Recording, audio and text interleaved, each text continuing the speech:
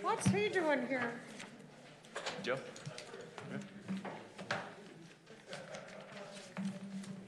All right. Council, are you ready? Yep. Summer? Great. Everyone, welcome and apologies. It is 7:07. We were just getting out of our closed session. But welcome. We are in our regular city council meeting. Today is February 11th, 2020. Call this meeting to order. Please join me for the Pledge of Allegiance.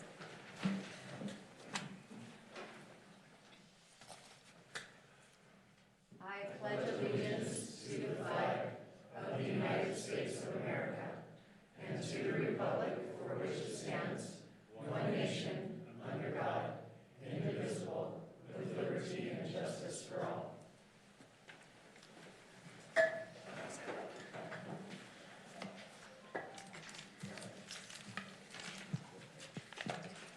Section 4, approval of the minutes. 4.1, minutes of January 14, 2020. Is there a motion? I'll move to approve the minutes, but I was hoping staff could double check. There were some parts that I just want to make sure it was clear that I was interested in metering on the overnight accommodations. And I also, at the end, there's a reference to some discussion of metering, but I thought it was important, given how detailed they were, to mention that a lot of that had to do with concern about the water we have left in the valley. Did you submit those to staff? No. Okay. So I'm just hoping someone can verify that I didn't read that wrong. I just didn't want them to be published, making it sound like I didn't want metering. Yeah. Do you want to withdraw your motion? Or And just just include that to be, ask that that be included as a part of the approval? Yeah. Okay. So motion to approve with those corrections? Right. Is there a second? I would second. Thank you, Karen. Any further discussion? All those in favor? Aye. Motion passes 5-0. Report time. I attended a League of Cities and Towns board meeting. Lots going on at the legislature, lots of bills that they're watching. Please get with me if you want to see their list, their rundown, but they've been very good at publishing their legislative priorities. And I will just say that it is thrilling to be a board member with the League at this time of year. I attended the Tech Summit in Salt Lake. I think that some of you know that I do dream of, working harder to create connectivity for us to the Wasatch Front and to do that through apps and the internet. And so it was really good networking. And they also had an arcade, and I brought Oscar along. So, of course, I met a lot of people thanks to my introducer. But it was really great. And Mark Zuckerberg spoke at the Tech Summit. So I was lucky I had a free pass to the summit based on my board participation on the Governor's Rural Partnership Board. And it was actually nice that the Rural Partnership Board was there as well. Encouraging. I just wanted to report that I attended a meeting with Joel and Carly, city and assistant city managers, and the county attorney and our chief of police. And we're doing our best to communicate and be organized. And I just want to thank the chief and the county attorney for meeting and continuing to work on collaboration and dialogue. It's important. I attended the Innovation Summit, which was in Salt Lake as well, the following week, hosted by Jim Sorensen. He came down for our meeting that we had in December, where we were looking at different businesses that are developers that were pitching projects, largely housing projects, and looking for investment. So it was nice to have FaceTime with Jim at the summit. And then yesterday was the Moab Business Summit. Yeah, I don't know where that came from. Oh yeah, I do. It was great. We had Lieutenant Governor Cox is the keynote. We had Congressman John Curtis come and speak. I'm getting a thumbs up. I mean, it really was a fantastic event, and it just goes to show that Moab is working hard to do what we can to provide the resources to the businesses that are here. And yeah, it really was just an incredible event. And big thanks to Zachariah for doing all of the organizing of that event. And then just a plug for the science fiction movie nights at the Mark on Friday nights at 7 p.m. It's weird and amazing. So if you don't have anything to do on a Friday night and you want a free movie and free popcorn and free candy, please join the city in celebrating science fiction. That's all for me. Let's see, we had our EMS Special Service District meeting yesterday. I'll read you guys on the council a few little quickie things from our overview, because I know you like to know. Overall, January call volume is up 24% compared to last year. In this January, 77% of those calls were local. It does tend to be the case in January. Let's see, of the number of calls in January, 51% were in the city and Spanish Valley, and really probably sounded like maybe 46% in city limits, and maybe 5 beyond that in Spanish Valley. Let's see, EMS is, of course, working on constructing a new building, and just for folks on the city side, they did note that the engineers have scheduled a site plan design review with the city, and have been, their engineers have been discussing parking with the city. Let's see. There are a few legislative items that involve EMS that we just need to be aware of, and it came up at our last meeting, House Bill 190, under local government cooperation contracts. Anyway, this is legislation that would basically make EMS a essential service, just like fire and law enforcement currently are in the state. So anybody who's interested in more should follow up with Andy Smith at EMS. There's some other sales tax amendment issues, some of the TRT stuff that could end up helping out EMS. Anybody can ask me more details about that later. And let me just looky here. And then for those of you who are interested in things that come to Moab related to these things, the Rural EMS Directors Association Conference will actually be in Moab in March. We had LPC, the Utah League of Cities and Towns Legislative Policy Committee meetings, both on the 3rd and the 10th of February. And just in this last meeting, some of the bills that came up are HB 273, the Property Rights Ombudsman amendments, the Senate Bill 39, Affordable Housing amendments, House Bill 261, eminent domain revisions that could really affect municipalities' ability to use eminent domain, and then House Bill 265, a Government Records Transparency Act, which could put a big burden on communities. Let's see, a few other things, and we kind of had an update on sales tax that continues to be worked on. I was just going to mention, because I didn't know if other council members had gotten correspondence about this. I have received a request, as has come up in past years, that the city keep in mind the potential paving of Rainbow Drive. It was my understanding, and you guys can correct me if I'm wrong, that maybe that road never got paved because I don't know if there was a lack of agreement with the developer, but at any rate, residents are interested in making that happen, and I guess it's on our capital projects list, and I don't know what the matrix will show in terms of its spot in the triage list of capital improvements, but I've told residents who are interested that they can email us or come to a meeting and speak on it. And I just had one other question, and I didn't know if it was appropriate for one of our city-county meetings. I had a resident talk to me who lives in the city, is surrounded by a lot of city, but butts up against 1 or 2 county lots that haven't been annexed yet.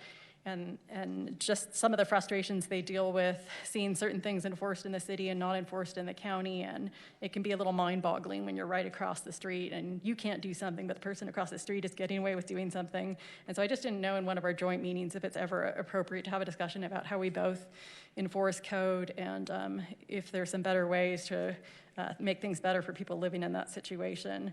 And finally, just so you guys know, I keep going to these special service district meetings where the city's potential role in helping fund districts is raised, so I still think that that's something we have to address at some point here.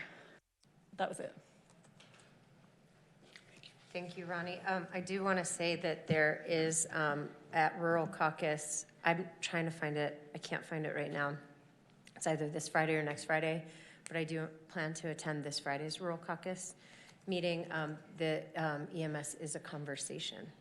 So Yeah. it's going to be a presentation at And I Rural should just say Caucus. my understanding is UAC is supporting that legislation so far, and the Utah League of Cities and Towns hasn't come out with a position yet. So I think everybody's trying to gather more information. At a, excuse me, at a county water board meeting, Dana Van Hoort told us that the snowpack this year, if you guys are looking at how white it is up there, is slightly below normal. The immediate forecast isn't all that encouraging, but most of it still has yet to come in the next month or two, so we can still hope for a pretty decent year. I did go to the Vail Indeed meeting, which is interesting. Basically, the city purchases a piece of paper to homeowners saying that they will just sell their home to people who live there.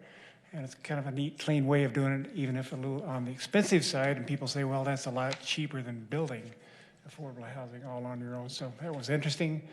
3 little meetings just here in the last couple of days. A networking meeting. There was a guy that came down from Jackson, Wyoming. We met him today as well, talking about how their resort town handles a lot of growth and so forth.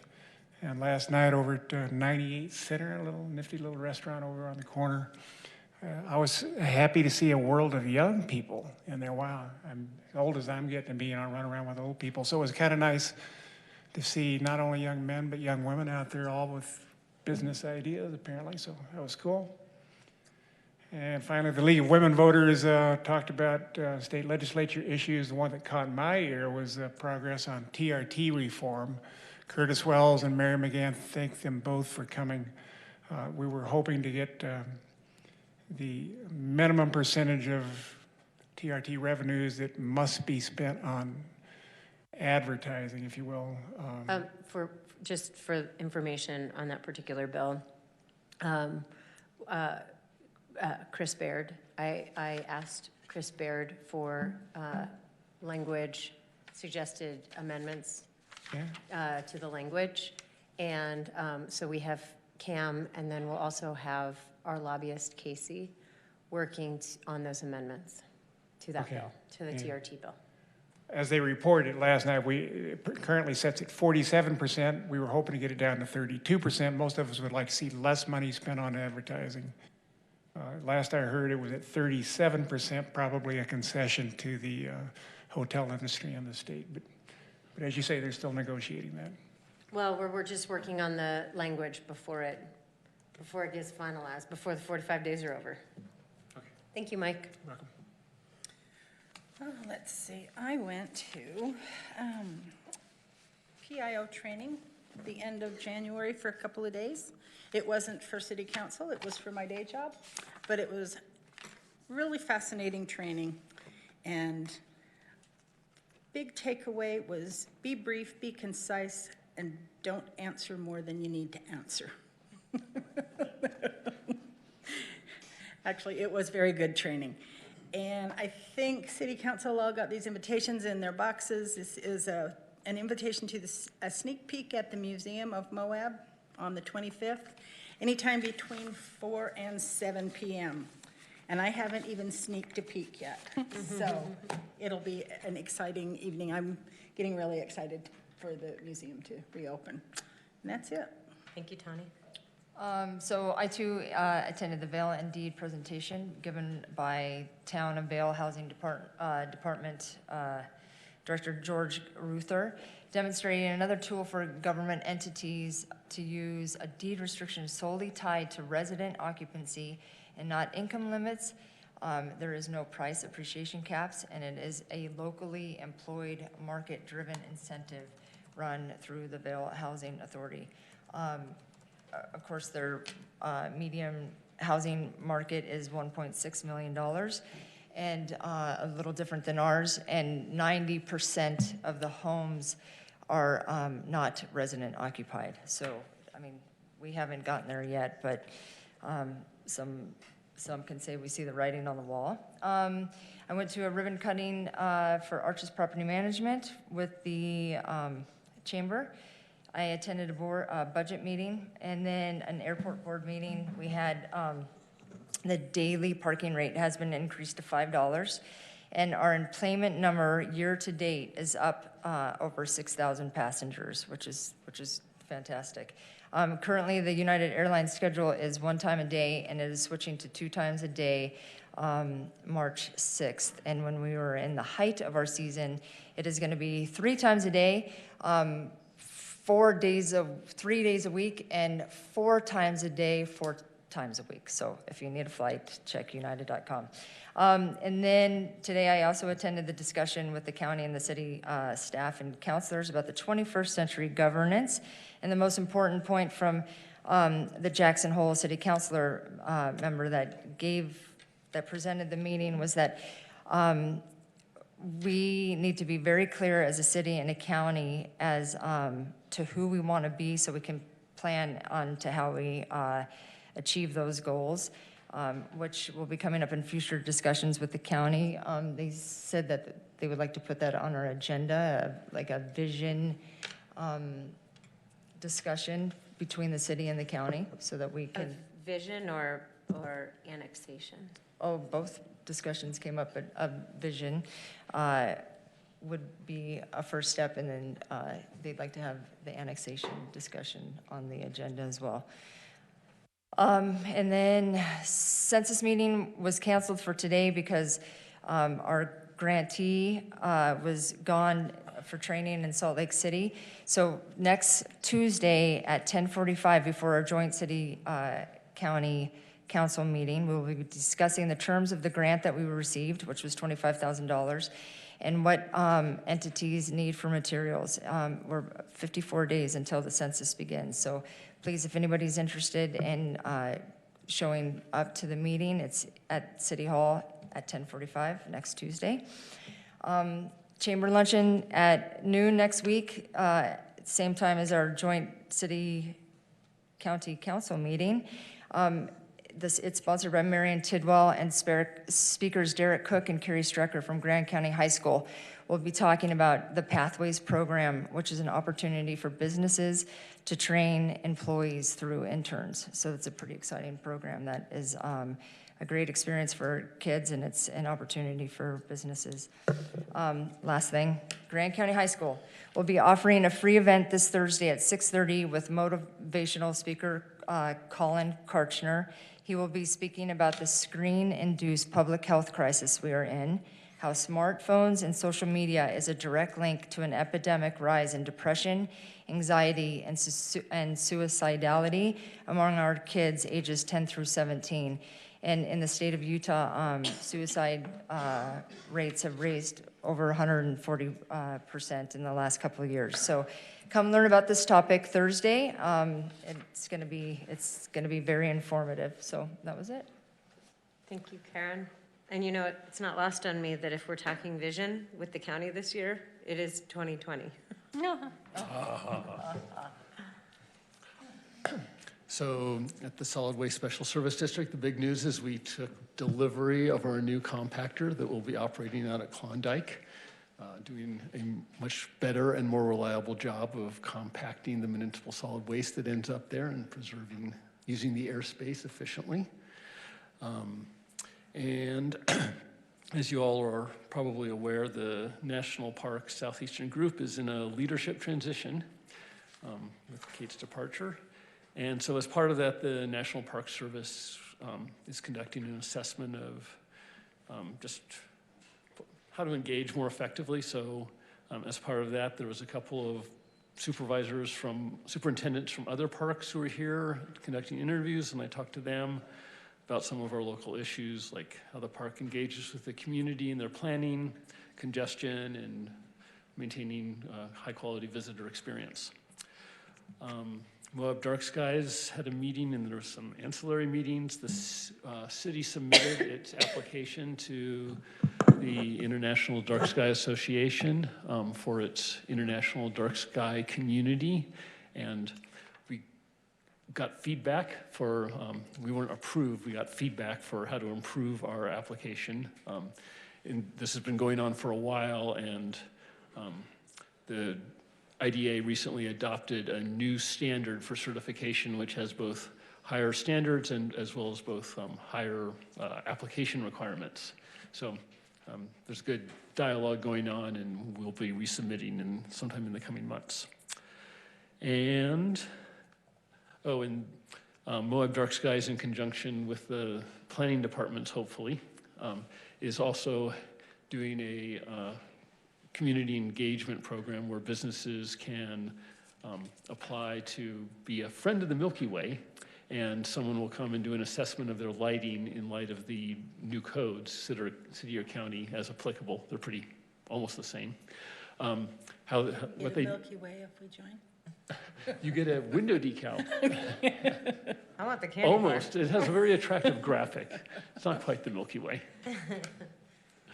And I attended the Moab Area Housing Task Force meeting, and the county version of deed restrictions for affordable housing is under legal review.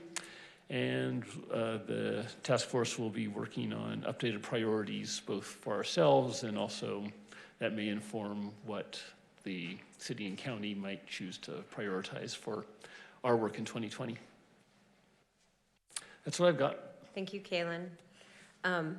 As we move into admin reports, knowing that one of the reports is going to talk about what happened Sunday night, I just wanted to ask everyone to take a moment of silence to honor the families that were impacted and our community, as we have all been impacted by the events of Sunday night. Please join me now.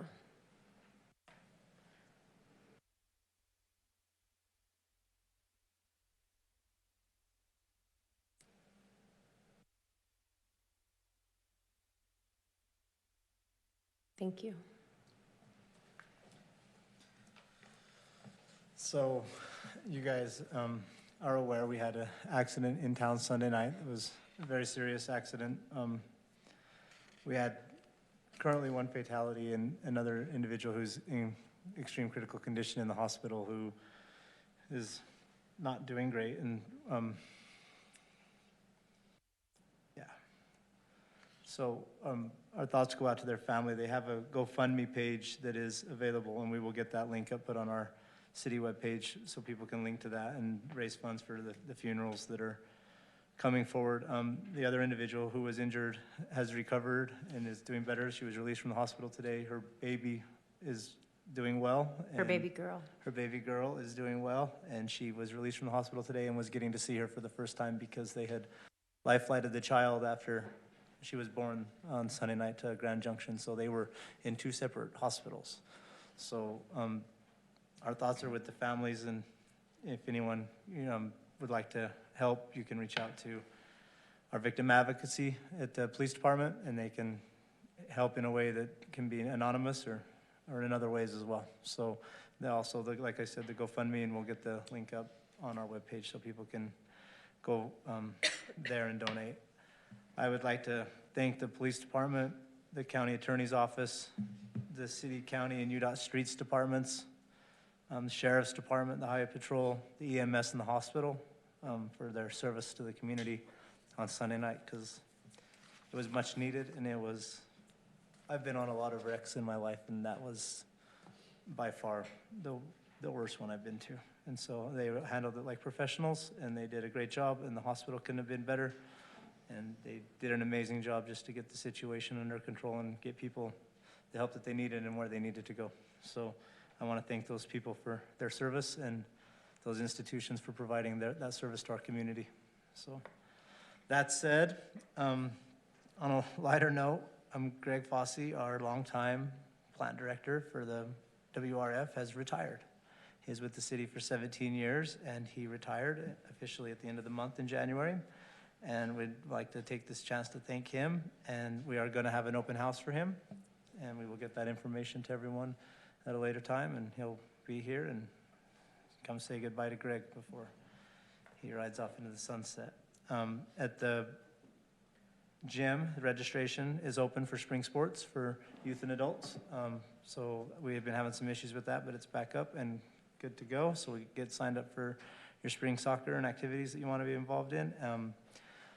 The legislature is in full tilt, as Ronnie suggested. We're tracking about 20 bills right now. We're meeting with our people who we have working on our behalf up there on Mondays at the minimum, and we have a lot going on up there.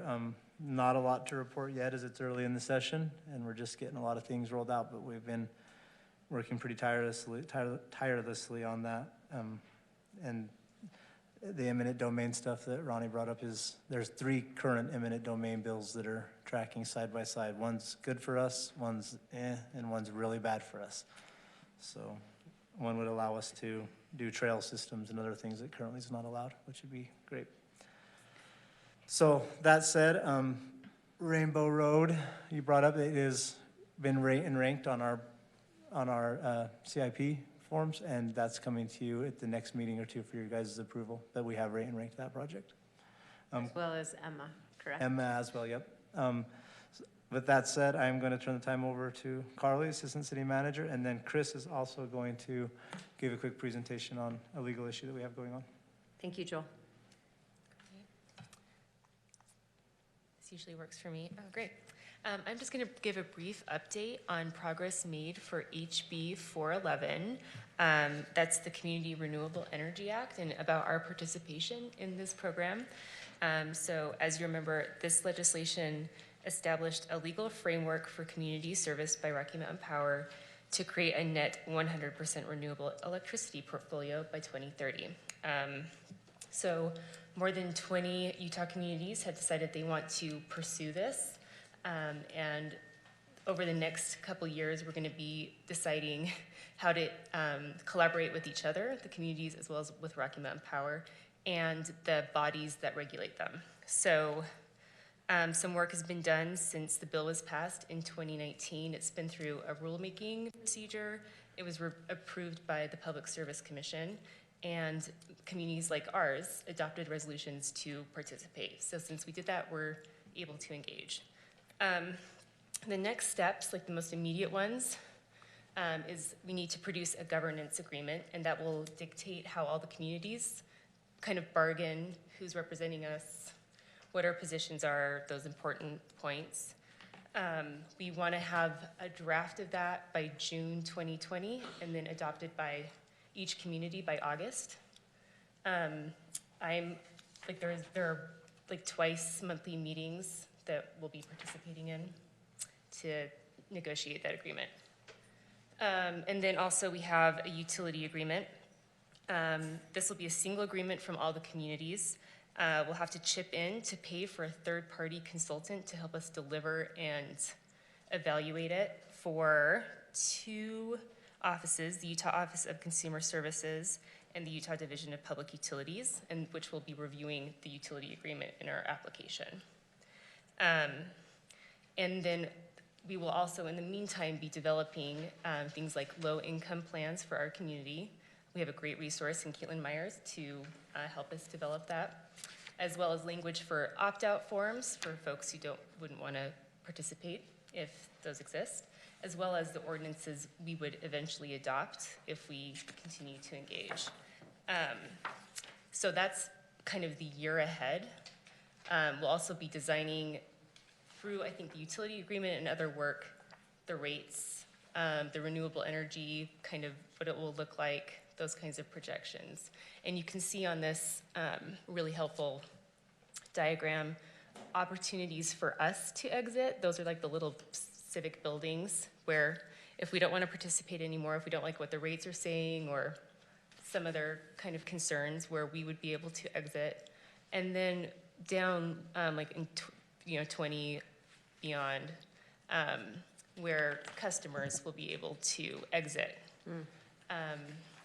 Those are helpful for us. And then also where we would be expected to contribute money, not just to Rocky Mountain Power, but as part of this collaborative effort.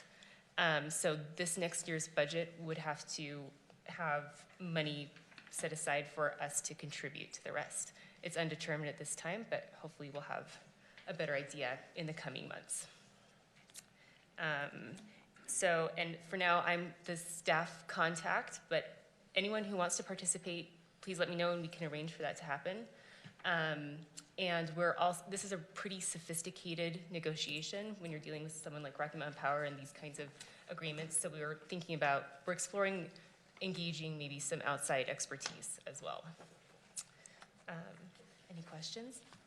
I have a random question of curiosity. Who's the closest community to us who joined in? I mean, I know we've been to meetings where, Orem was interested, but I didn't know if somebody in between Grand us and County? them. Does Well, that yeah, count? no. I mean, yeah, that's great, but, I was wondering between Grand County and Orem, if there's anyone else or if that's, yeah. No, I'm Okay. not sure. Did Orem end up signing on just because I we can't were? Yeah. recall. Okay. But it's like over 20. It's like 23 communities. Start a rumor, just throwing out there. Yeah, definitely Orem is the biggest one. Okay. pushing Well, it was at a Utah League of Cities and Towns, Provo, yeah. meeting, so. Barron. Aaron's definitely. Foy out there. Yeah.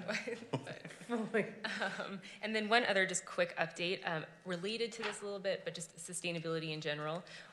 You might recall when we went to, several of us went to Mountain Towns 2030, and there was a presentation by ICLEI, which is a sustainability group that helps local communities reduce their carbon emissions. And we are participating with them.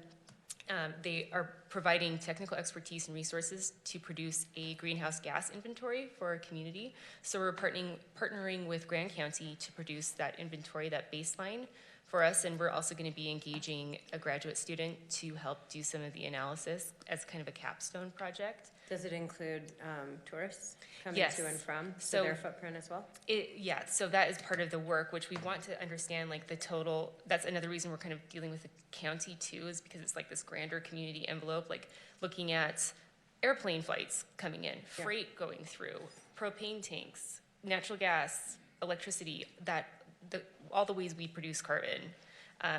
That is the hope to capture in this inventory.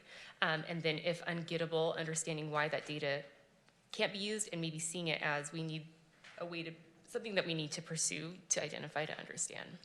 So that'll be happening. We're gonna have the inventory by the end of May. So just in time for these negotiations. So Great. It's great. Thank you so much, Kylie. Thanks.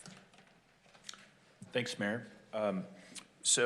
On January 24th, the Utah Court of Appeals issued a ruling on the Lionsback case, the second Lionsback case that we had. The council will recall that this project's been in litigation for many, many years.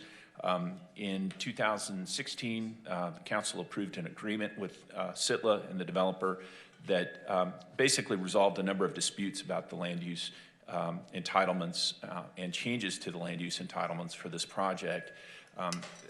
That was called the zoning status agreement, and it was essentially a resolution of a number of outstanding issues. That ended up in court. The city prevailed at the trial court.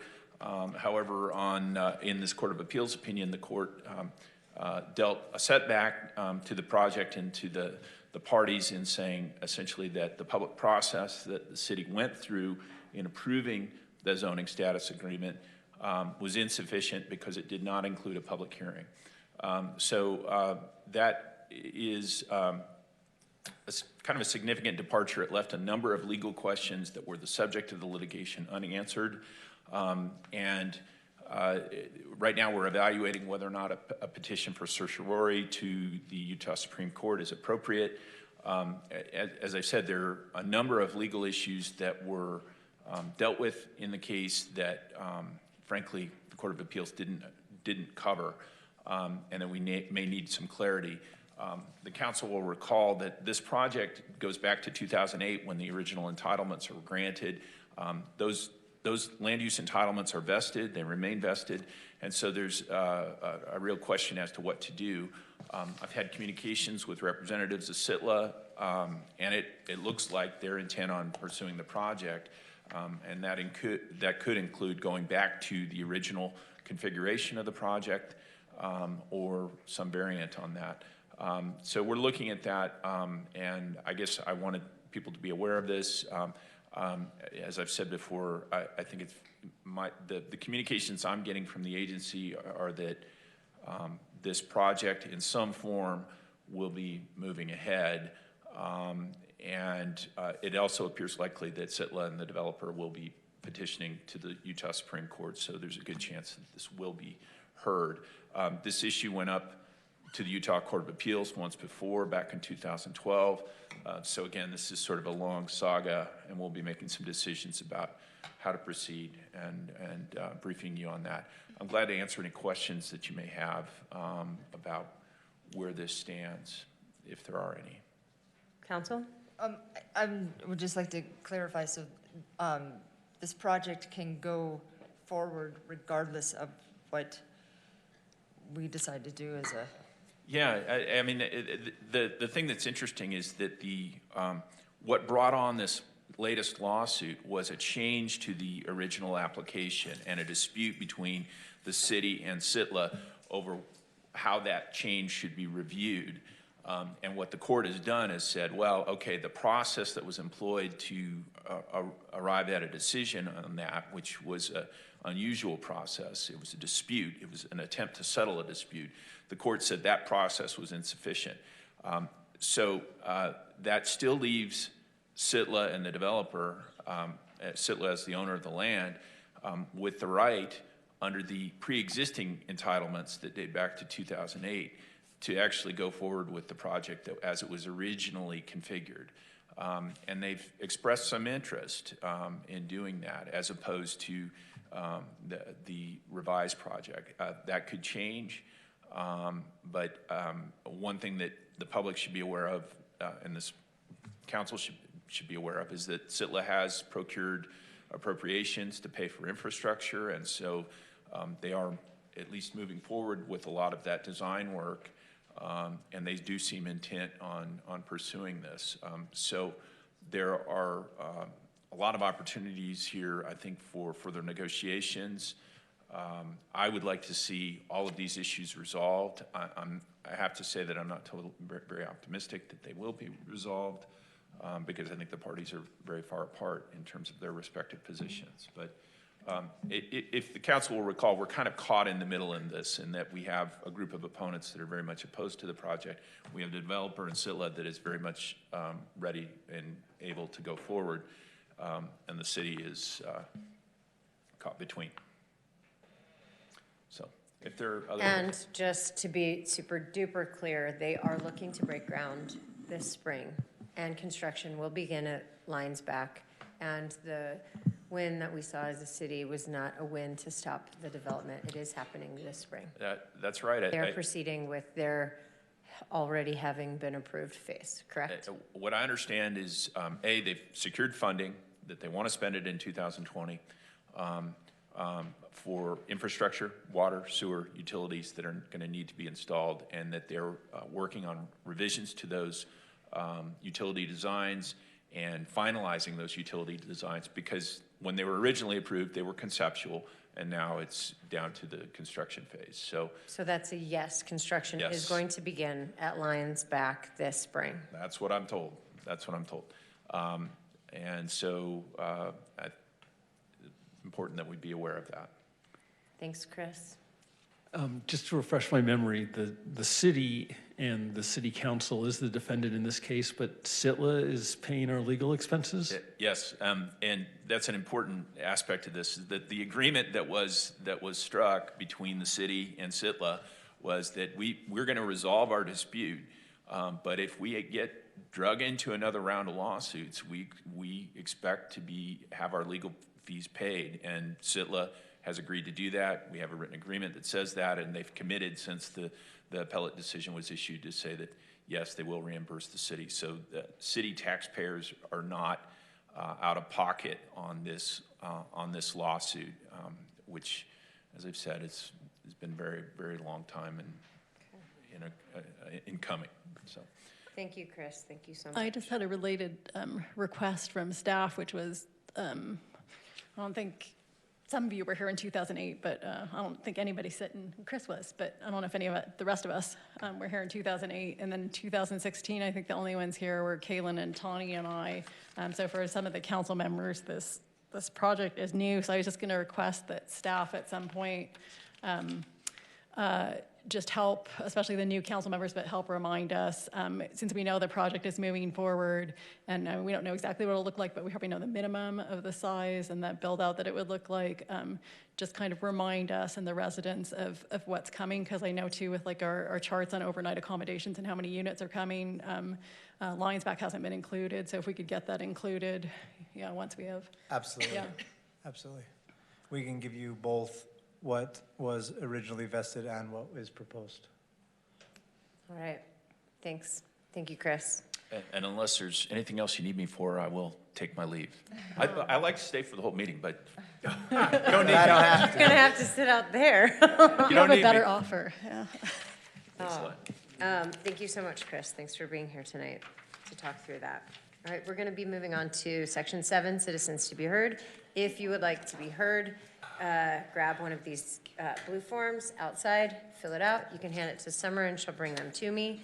Based on the stack that I have here, we're looking at a good 45 minutes if everyone takes their full 3 minutes. So if somebody has already said something that you agree with, might be worth sharing that. But you do have 3 minutes to speak.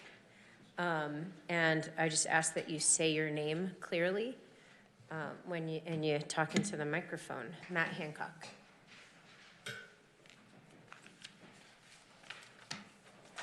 Welcome. Hi everyone, my name's Matt Hancock. I'm a resident of Moab. I own a business and commercial land in the centre of town, and I'd like to speak out against the parking garage because I've lost all confidence in it. We were originally told it would cost $7.3 million, then $8.3 million, and it was reported on Friday and confirmed with City Engineering yesterday it could now cost the full $10 million of hotspot funding, leaving little for other projects that were also promised. The cost of the garage has now blown out by 37% from the original estimate, and we haven't even started digging. Furthermore, the number of parking spots has been reduced from 320 down to 250. So for those who don't have a calculator, that now works out at $56,000 or just under 60 grand for each parking spot. According to research we found last week, that's more than double the average cost of a new parking spot in San Francisco and New York, with the average cost $21,000. Frankly, it's madness, and somewhat maddening when you consider the other projects that will now be neglected. Main Street desperately needs additional safety infrastructure, such as protected pedestrian crossings. So while the garage is set to receive $350,000 in solar panels alone, according to the construction estimates, pedestrians will be forced to play chicken running across Main Street for the foreseeable future because there is still no protected pedestrian crossing between 100 North in the very centre of town and Denny's 1 mile to the north of that. I understand UDOT is providing the money, so $10 million won't come directly out of the city's pocket, but it is public money, and the city has a fiduciary duty to ensure it is prudently spent, ideally on things that will provide the biggest benefit to Moab and make most economic sense. Now, I'm a huge proponent of investing for the future, and I agree Moab should plan more. But good planning is focused on legitimate needs that should be rigorously prioritised. According to the city's hotspot ideas submission, the garage was advocated on the claim that parking in Moab is severely constrained, especially during the tourism season. Yet the city's own parking study that was commissioned after the garage was decided upon concluded the opposite. Quote, there is ample parking available in the study area for the needs of all land users and the desire of all drivers to park vehicles. Furthermore, it concluded that the current parking lot on which the garage will be built is less than half full on average and never reaches capacity in May. Now, I know we all get frustrated when we can't find a Rockstar Park right out front immediately when we want, but the argument that Moab parking is severely constrained has no basis in fact.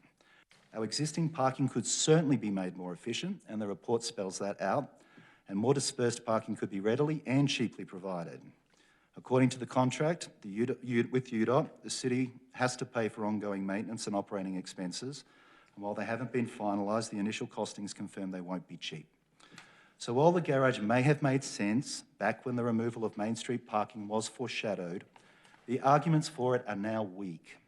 It's hopelessly overpriced, overscaled, may benefit the few at the expense of the many, and will deprive the city and its residents of critical funds for projects now and in the future.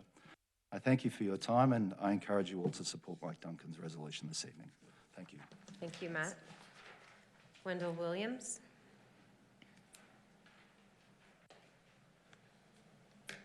Welcome. There's some props. Got some notes so I don't miss anything. So my name is Wendell Williams. Hi. I live here in Moab, and I own over 1 acre of C3 property in downtown Moab. Just a little bit of my background. In my previous life, I worked in senior roles in Fortune 500 companies, managed multi-million-dollar budgets and contracts. And in that time, I learned 2 valuable lessons. One is to do your due diligence on projects small and large. Number 2 is the devil is in the detail. And in this instance, it seems to be the case that there's a lack thereof.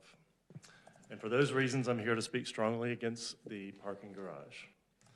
The parking garage is now going to cost $10 million for 250 car parking spots, or 178 new spots. That's $56,000, as Matt just pointed out, per parking space, and that is 3 times the national average of $21,000.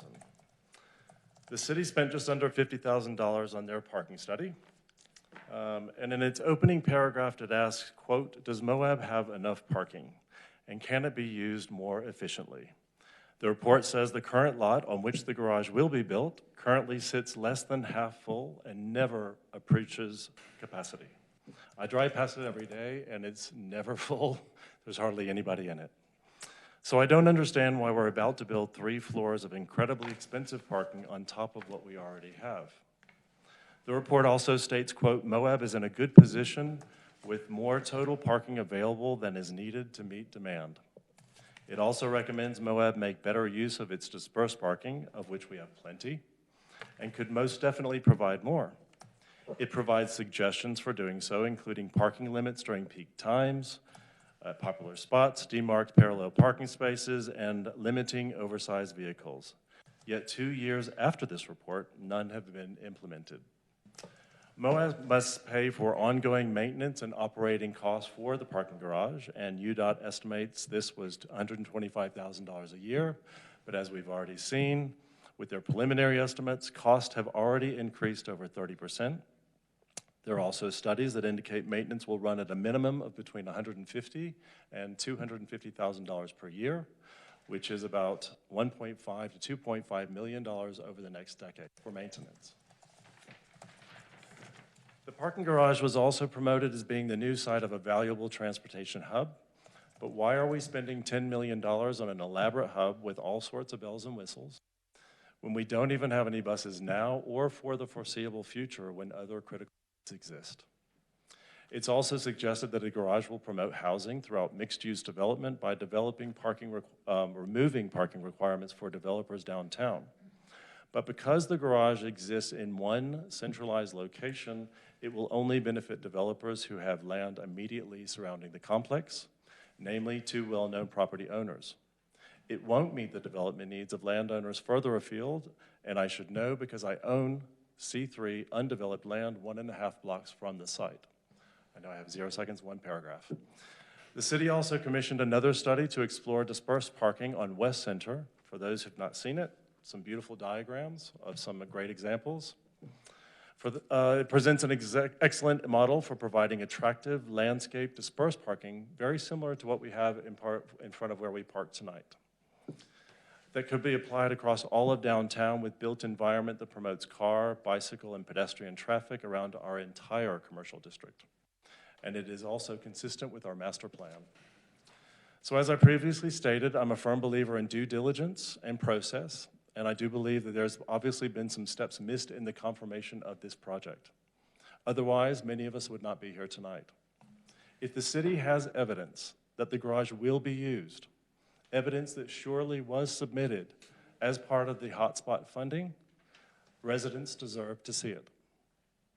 A $10 million parking garage at the cost of $56,000 per car spot does not benefit the entire community. While I understand now the money is to be tied to the parking garage, that was not always the case. So as council members tasked with representing the interest of all of your constituents, I encourage you to support Mike Duncan's motion this evening, and I thank you for your time. Thank you, Wendell. Jim Engelbright.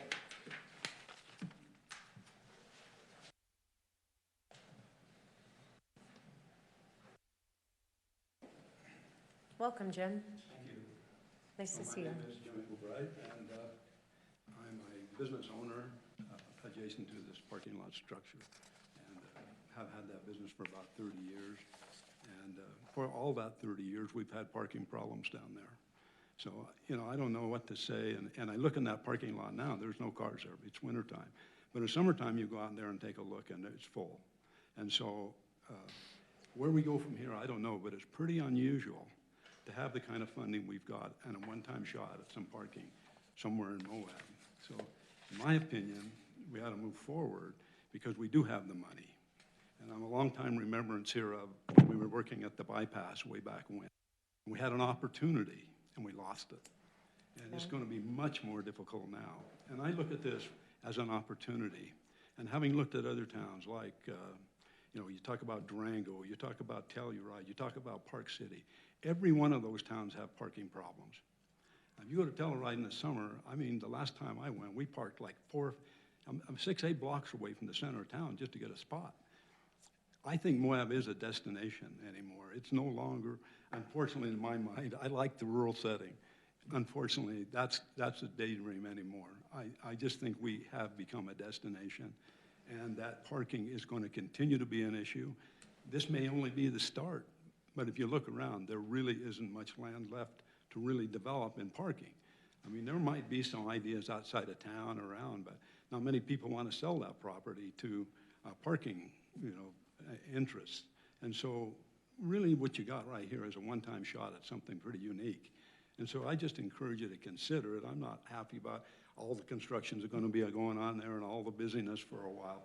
But on the other hand, just looking at the broader interest, I think we've got a one-time shot at something pretty good with funding that's pretty unusual. And so I'd probably encourage you to go ahead and take a look at this. Maybe the height and structures could be modified or something, but it's pretty unusual to have this shot at it. So I just encourage you to strongly take a look at it and see what we can do. Thank you, Jim. Jessica O'Leary. Welcome. My name's Jessica O'Leary, and just so everybody knows, I am on the Planning Commission, but I am not here in any capacity, just as my own self. So I would like to talk about this issue of parking, and to me, it goes beyond just parking. Our goal is to get cars off the road. And a bigger issue in that is safety and the environment. And parking them doesn't necessarily increase the safety and the effect on the environment. If you're driving from the south side of town, the north side of town, and parking in the very center of town, you're still creating more traffic, you're still creating congestion, you're still impacting the environment. The reality is people are going to keep driving to Moab because our society is built around the automobile and we are all connected to our cars. But once they get to Moab, can they park their car at their hotel and leave it there for the length of their stay? Can we as a community walk out of our house and get downtown, go shopping, do everything we need to do without getting in our cars? And the answer is right now, no, we can't. So I think as a community, we need to ask ourselves, what is the most important thing for our community? Is it safety? Is it the environment? Are those things we want to make key issues this year? And if so, we need a transportation system that gets people around without having to get in your car. So whether it's a shuttle that goes from the hotels to the downtown businesses, getting workers to jobs without having to drive, then we eliminate the need for this giant parking structure in the middle of town that's going to change the character of our town. Instead, let's change the character of our town to one to represent environmental sustainability and increase safety by getting all those cars off of the street. Thank you. Mike Bynum?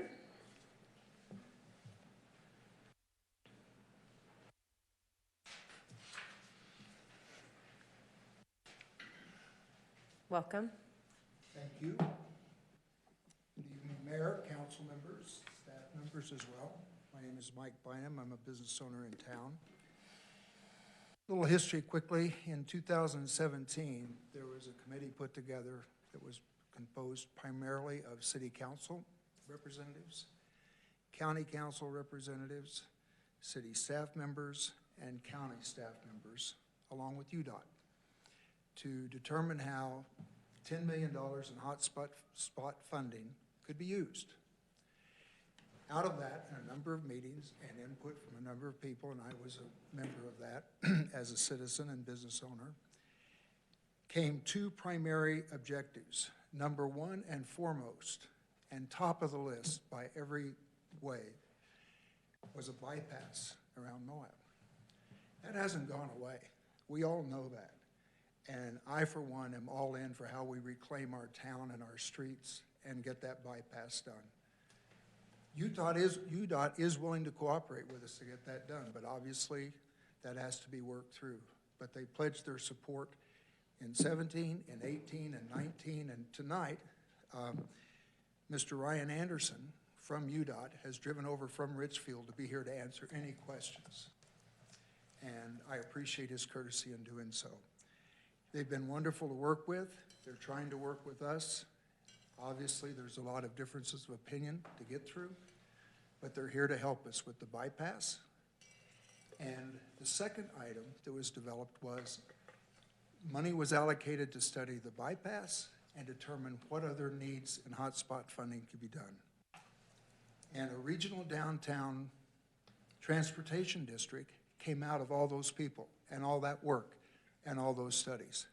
It wasn't somebody flipped a card and that was the name that came up. There was a lot of time and effort. The city was represented, the county was represented, UDOT, et cetera. So the centralized parking hub became a primary usage for part of the money, and then the study for the bypass is the other part. The bypass wasn't going to be built for the $10 million we had. So that was earmarked to do some project or projects in Moab. The study for the bypass was to be an entree to be working with UDOT in the future and far larger funding to make that a reality. That's still where we are. And another reason Mr. Anderson is here, this is literally a use it or lose it. This can be a regional transportation hub in the middle of our city for the future and for Moab. And we need to get those trucks out of town. The fact that we do a regional traffic or transportation district before we get the bypass, that's what's available to us. And Mr. Anderson will confirm, if we say no, the money's gone. We lose the money, we lose the parking, et cetera. I'd also like to say, as a business owner and a person that I think has cared about this community all his life, we contribute private parking space with the Zax parking downtown. That isn't going to be there forever because we will develop it.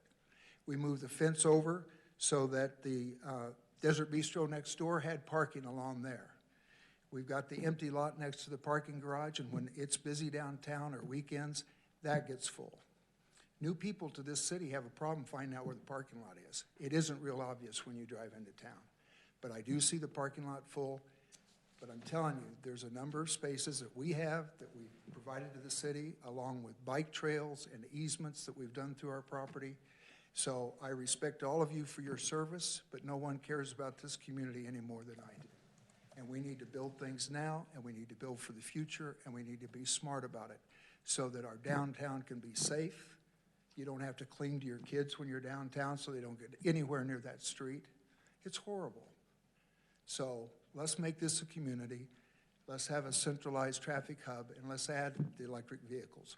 We're donating next door. We're willing to put solar panels on our building because the parking garage has an open roof. So we're totally cooperating to try to make this happen and a reality for the future of Moab. And I care very, very much about that. And this will be a central part to help with the Regional Transportation District. And now let's go after UDOT and get that bypass done. That's what we ought to be doing, because if we don't take this, it's gone. Mr. Anderson's here. If there's any question about that, he's here to answer that. We lose it. Okay. Thank you. Thank you, Mike. Michael Liss. I have a presentation on a USB. How long is your presentation? You're going to keep me to 3 minutes? I am. I don't know if anyone feels. It's up to you. You're the chair. It's 3 minutes? Yeah, well, you can cut me off. Okay. Yeah. Well, I can ask, can I have 5 minutes? No. Yeah, okay. You're gonna. No, it's been done in the past. That's the only reason.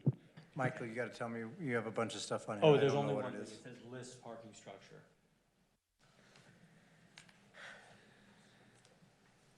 So I just have a technical question before we start. How do I change, like, how do I move it forward? Oh, it's like a PowerPoint? It's a PDF. You'll just have to tell me. Okay. Like it's one document? Yeah. Or several documents if No, you're it's one moving it document. forward? Yeah. Okay. So while he's setting up, thank you for letting me be here.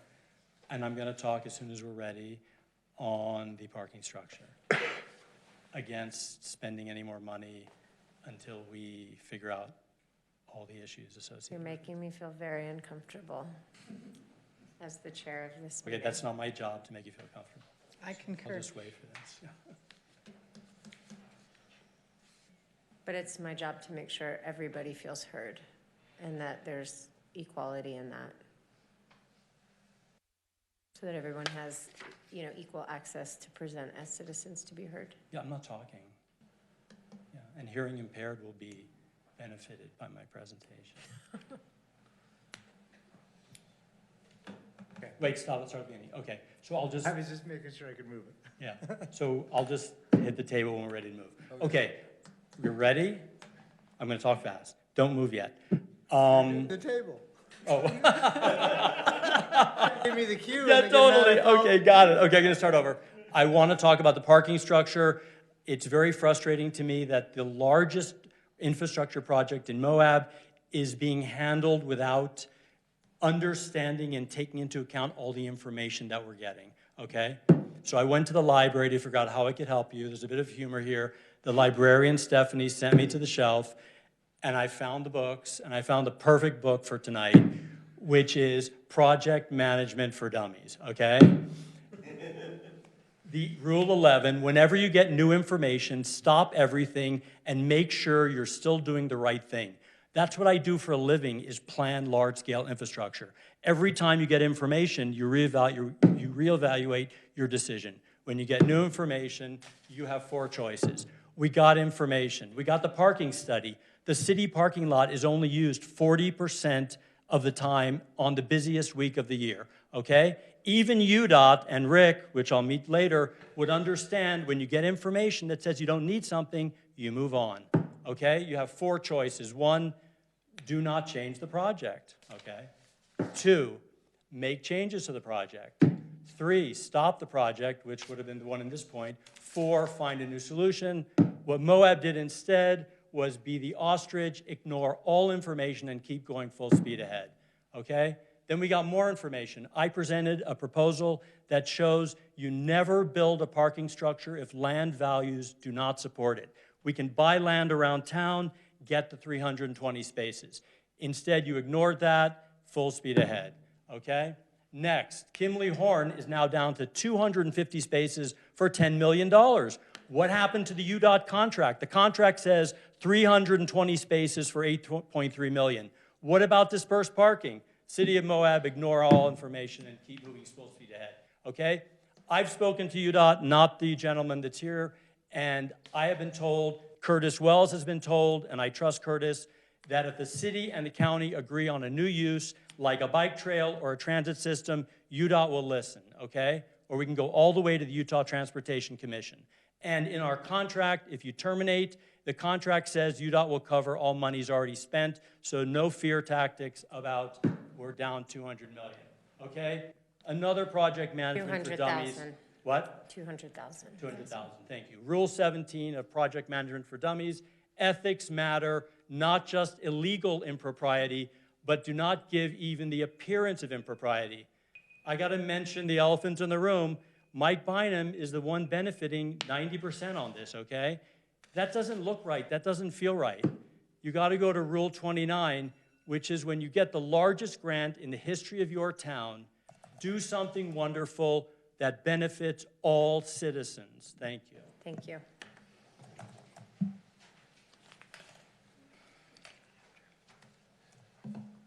Did you want your? Oh, yeah. It's jump drives for dummies. Brendan Cameron. Hi, City Council, admin folks. I'm Brendan Cameron. Welcome. Thank you. You guys have a tough job. I'm not going to talk about the parking structure now, the hot spot, unless invited to later. We did send out a survey to President of the Chamber of Commerce. We did send out a survey to our chamber members and received a little over 20 responses. I'd be happy to share that later. I am here to invite you all to next year's business summit because I got a hold of Emily during it, and I said, who is here from the city council and who is here from the county council? And I can tell you, we gleaned a ton of things that would have been beneficial to our town. It sounds like Karen and Mike maybe spoke a little bit with the Jackson Hole representative, but I can tell you, especially talking about goals and what we want our city and county to look like, I just wish you would have been there. And I'd love to figure out a way to get all of us there next year. Learned a ton. A lot was done, and I can tell you the business members and any other county, there was a few county folks there, are better because of it. So I want to invite you to the 2021 Business Summit because it would have benefited our whole town for sure, especially our city and county councils. Thank you. Thank you. Deb Slecta? Am I pronouncing it right? Slecta. I knew it was beautiful and that I would ruin it. Welcome. But it's not Italian, so it's okay. Dear Mayor and City Council members, I am Deb Slecta, and I am speaking as a private citizen. Studies have shown that there is no need for a downtown parking garage. My concern is the permanent character of Moab being forever dramatically changed by this parking structure. It will be 4 stories high, which is double the height of Hoodoo. Hoodoo is a structure that complements the Moab surroundings, but when I look west down from the corner of Main and 100 North, I get dismayed how the portal view is forever blocked. Now add to this the tallest structure planned to be built in the near future. Would this be allowed if this were a private venture? This parking structure comes with the added need of a traffic circle near Williams Way. Safety is another concern with parking garages because the stairwells become zones for quick pee stops, drinking, smoking, and shooting up with drugs. I do not park in garages without another person with me, especially after dark. If you have ever lived in an area where garages are, you learn very quick not to go there alone, even in the daylight. Yes, there are elevators. Do you think I am going to enter an elevator all alone, not knowing who lurks on the next floor? It is not like you are in a mall or in an airport where there are tons of people around. You can scream all you want and pray that someone will hear you. Moab has an elderly community, and it does not seem that their vital contributions are being addressed with this garage. Where will the handicapped special needs drop-off and pickup areas be? The garage's in and out areas are on 100 West. For the handicapped, this makes for another half block of walking distance down and around to West Center Street, and then a full block to the corner of Main. The city parking lot is underused. The proposed parking garage will be even more empty.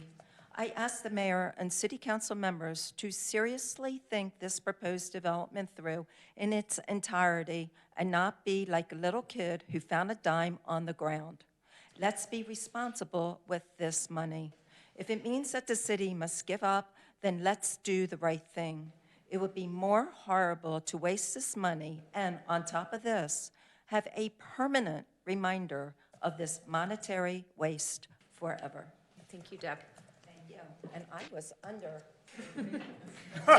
Daniel Leverage. Welcome.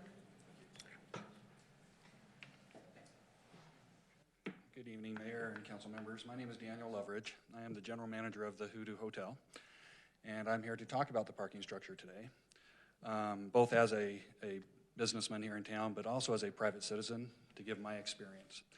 I moved to Moab just about over a year ago, came to town for the first time, and was driving around trying to figure out where to park. I could not find a spot. I circled, and finally I found the parking spot that we currently have. It was a hard-to-find location, which may contribute to the low parking percentages that we have. And when I went into it, I didn't feel really comfortable because it didn't look upkept. It was a little shady in my mind, and so I ended up pulling out and finding another place. After having worked here for a long time, for the past year, I have seen true needs for parking in the town, particularly in the downtown area. It is a major source of economic growth for our community. The businesses all around that downtown area will benefit from it.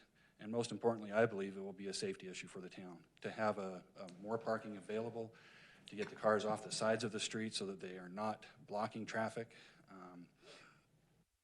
The other thing that people have not considered is the impact on 100 West with my hotel open. The Hoodoo Hotel is definitely a part of the community. Since we opened, we have had several community events at our hotel. We've had local weddings at the hotel. We have sponsored fundraising events. All of these things take up parking spots. If you attended the Red Rock soiree, you would have seen the true need for parking anywhere around the hotel.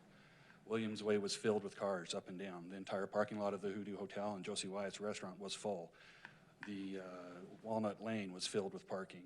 Every public facility that had any parking in front of it was overrun. If we had had a parking garage there at that time, we could have kept those cars off the roads. We could have made it more accessible to the rest of the community, and it would have been a lot safer. It is my honest belief that a parking garage is truly necessary for downtown. The funds are there. Let's not lose them. Once they're gone, we don't get them back. If we're being responsible, we should take advantage of the money that we have and put it to good use. Thank you. Thank you. Mark Thomas.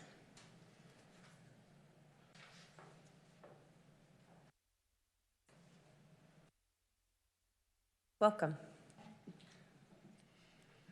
Thank you, Mayor. Good evening to you and my friends on the council.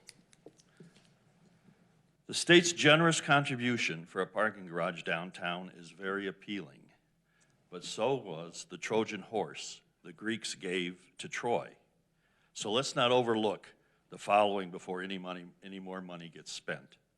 Any significant new building should be part of a master plan for the downtown because it will define the look and the future of the downtown. Let's consider protecting views. Moab's view shed is one of its main assets, and it's certainly its main natural asset. Recognize the problem with a one-off building. It won't fit in with the scale and massing of the surrounding downtown. This could look like a jagged tooth interrupting the streetscape. Consider the popular zoning strategy of form-based codes that delineates the appropriate form and scale and therefore the local character of development. Consider form-based codes rather than conventional zoning based on land use types. And if the council's consensus is that a parking garage is that important to the community, look into other funding streams to improve the design with an underground parking proposal. Please beware of a Trojan horse. The funding for a 4-story above-ground parking garage seems very attractive, but even if it won't destroy Moab, as the Greeks ended up sacking Troy, its consequences for the appearance and character of the downtown, as currently proposed, calls for turning off the spigot while we consider other options that make more sense for our downtown. I ask that you put the brakes on because we don't want to see it go off the rails like happened with the Lions Back project. Thank you. I appreciate you giving me an opportunity to present my comments to you tonight. Thank you, Mark. Teresa King.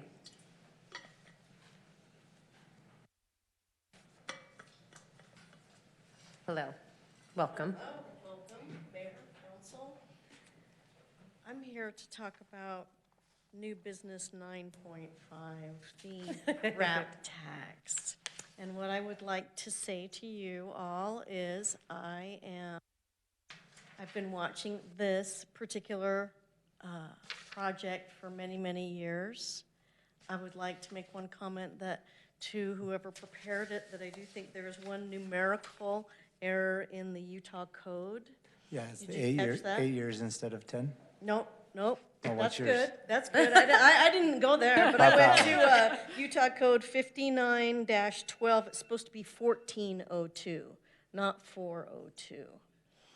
And 1402-6. But it's 10 years instead of 8?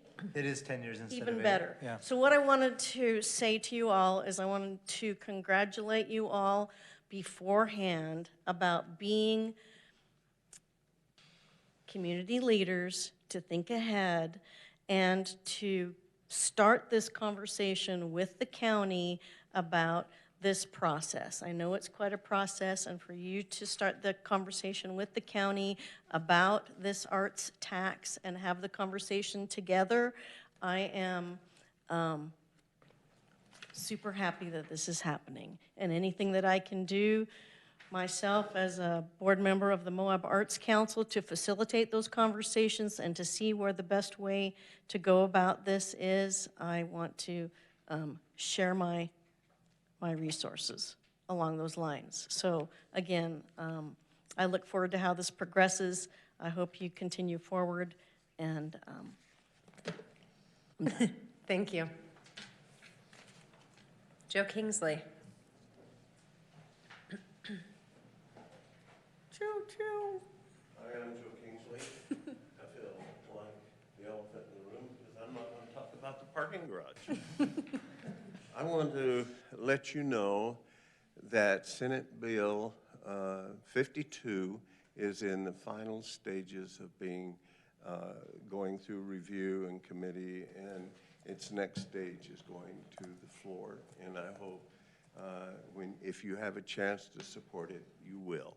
And what is Bill 52, Senate Bill 52?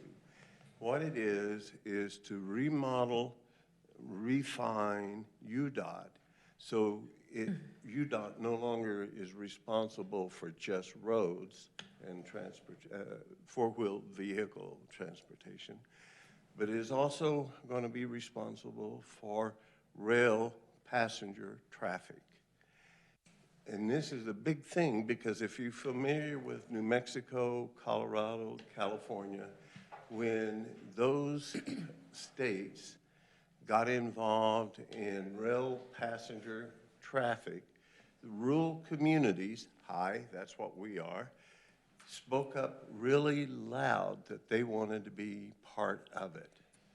And this bill gives UDOT the legal rights to plan and have vision for the future to provide rural transportation by rail for the state of Utah and expand the Roadrunner to rural Utah. And there are two communities high on the list, St. George and Moab. And so we're very excited about this, and there's been, every time it's gone to vote, there's only been one senator who's voted against it. All the others on the Senate committee have voted for it. So it's getting high traction, and which makes me excited. And if you haven't followed the rail effort that we've been doing here, I would like to commend and thank the Giant facility, because they have verbally offered their facility to be a temporary station. So they have parking lots, restroom facilities, and so forth. And there's a side rail right there, so it makes it very feasible. So for me, in my little world, that's very exciting. Thank you. Thank you, Joe. I need to apologize to Mayor Pike of St. George for my booing comment. I would love to see rail to both communities. Ryan Bird and Aaron Bird.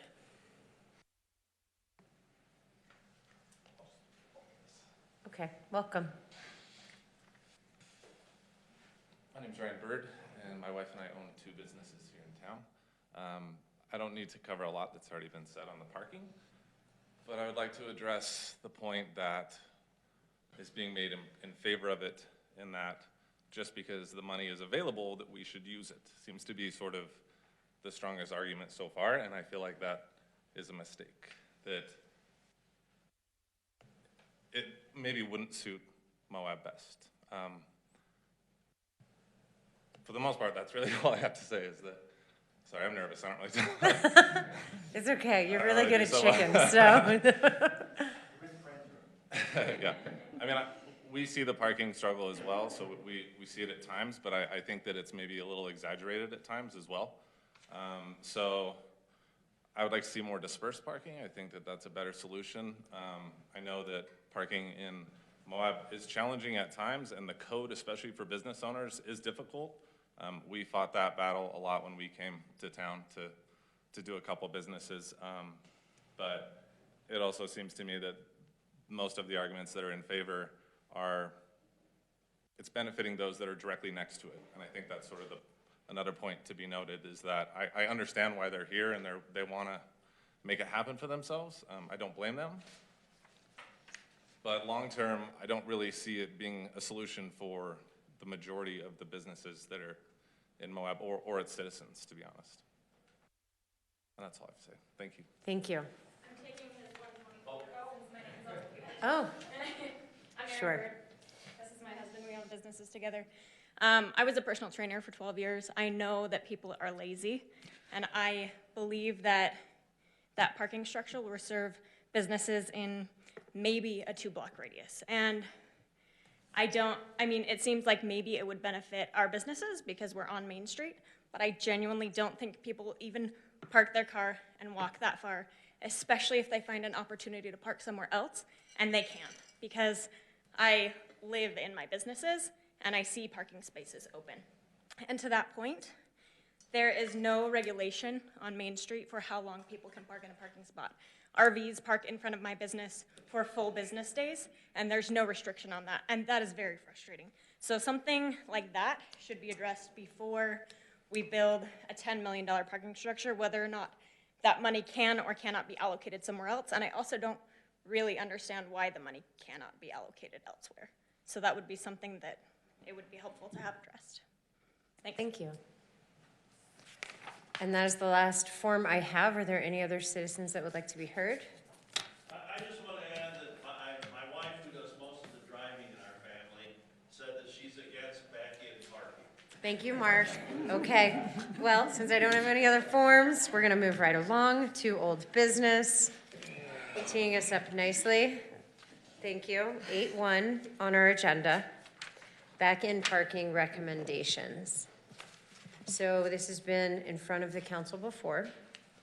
And the reason why there is not any particular action on our agenda is because what we need to do tonight is to just provide, as this is administrative, we just need to provide direction to staff on how to proceed, and a motion is not necessary. So I did earlier ask Chuck if he would prepare to bring up an image of the parking, what the parking looked like before we changed it to back-in angle parking. So if you don't mind, pop that up for us so we can just look at it. Yeah, this is 2016, May of 2016. And you see that there was nose-in parking here, and then parallel parking down through here, with the delivery vehicle parked right there. So how would this council like to proceed?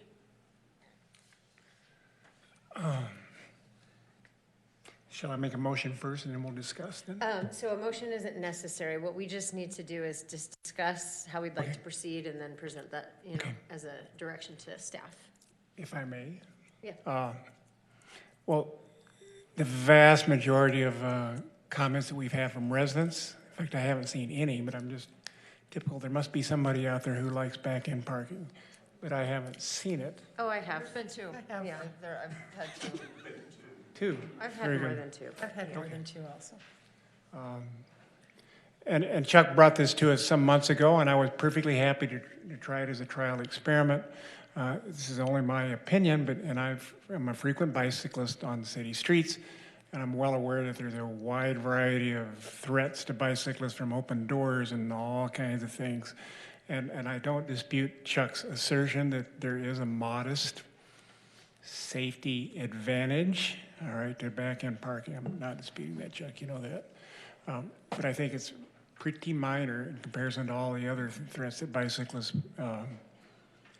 are subject to, and it doesn't outweigh the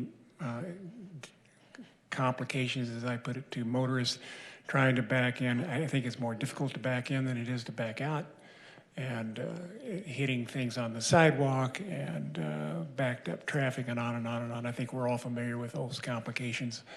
So my recommendation is to consider an experiment that was worth doing, but I don't support expanding it. And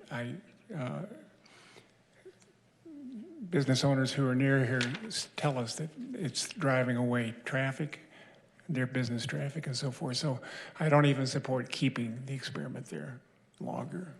But thank you for bringing it up. Thanks, Mike. Who else would like to speak on the topic? I don't have any problem backing in, because I made myself go learn how to do it. But I understand the frustration of people that own businesses where that parking is. I would support removing it from that space, but I would like to see us put it near city-owned property that isn't fronting a business. Right around the, I know we can't do it on this side, but the ballpark and in front of the Mark are possible places that we could do it, and then we are not impacting businesses. And see how it works when it's not perceived as causing negative effects to a business's bottom line. Thanks, Johnny. Other thoughts? I'll just agree with Mike and Tawny. I'm in favor of removing it where we did the pilot project. It was an interesting experiment to run, but again, looking back in hindsight, I think I agreed with it at the time, but now that I know more, kind of not probably the best place to pilot it, because as we've discussed before, not many people bike down this way. You're going to be on the bike path, or you're going to try and avoid that intersection like crazy if you can. And some of the data we collected was in the off season, so I don't really think we can compare it to prior data. So I have trouble with the data part for this arguing for this, and I do feel like the businesses have made some good arguments. And I grew up backing out of a driveway. To me, I'm backing out or I'm backing in, but I think the vast majority of comments I've gotten are from people who don't like it. And I would just say I would only support trying it somewhere else if it was something that the residents and the businesses in that area specifically asked for, or as Tawny's saying, if the city wants to run the experiment on its, near its own property. Some people have said there might be a lot of support for it up and down 100 North. I don't know if anybody's really gone and talked to the businesses and the residents. So, but I really feel like that would have to happen before anybody did anything there, unless it was in front of the city property. Thanks, Ronnie. Other thoughts? I'd support ending the experiment on 100 South.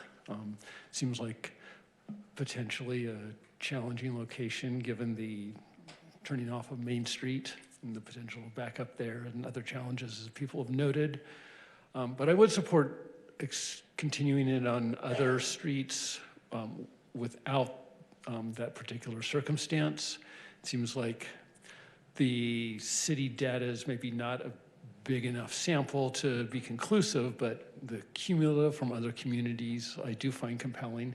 I think we do want to prioritize bicycle safety, and it seems like this does contribute to it without imposing difficulty that is greater than other commonly found parking scenarios that any reasonably competent driver is expected to be able to perform.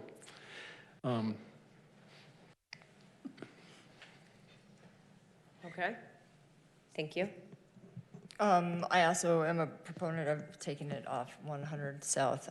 Again, being a cyclist, I would never use that area unless the river trail was blocked because of a flood.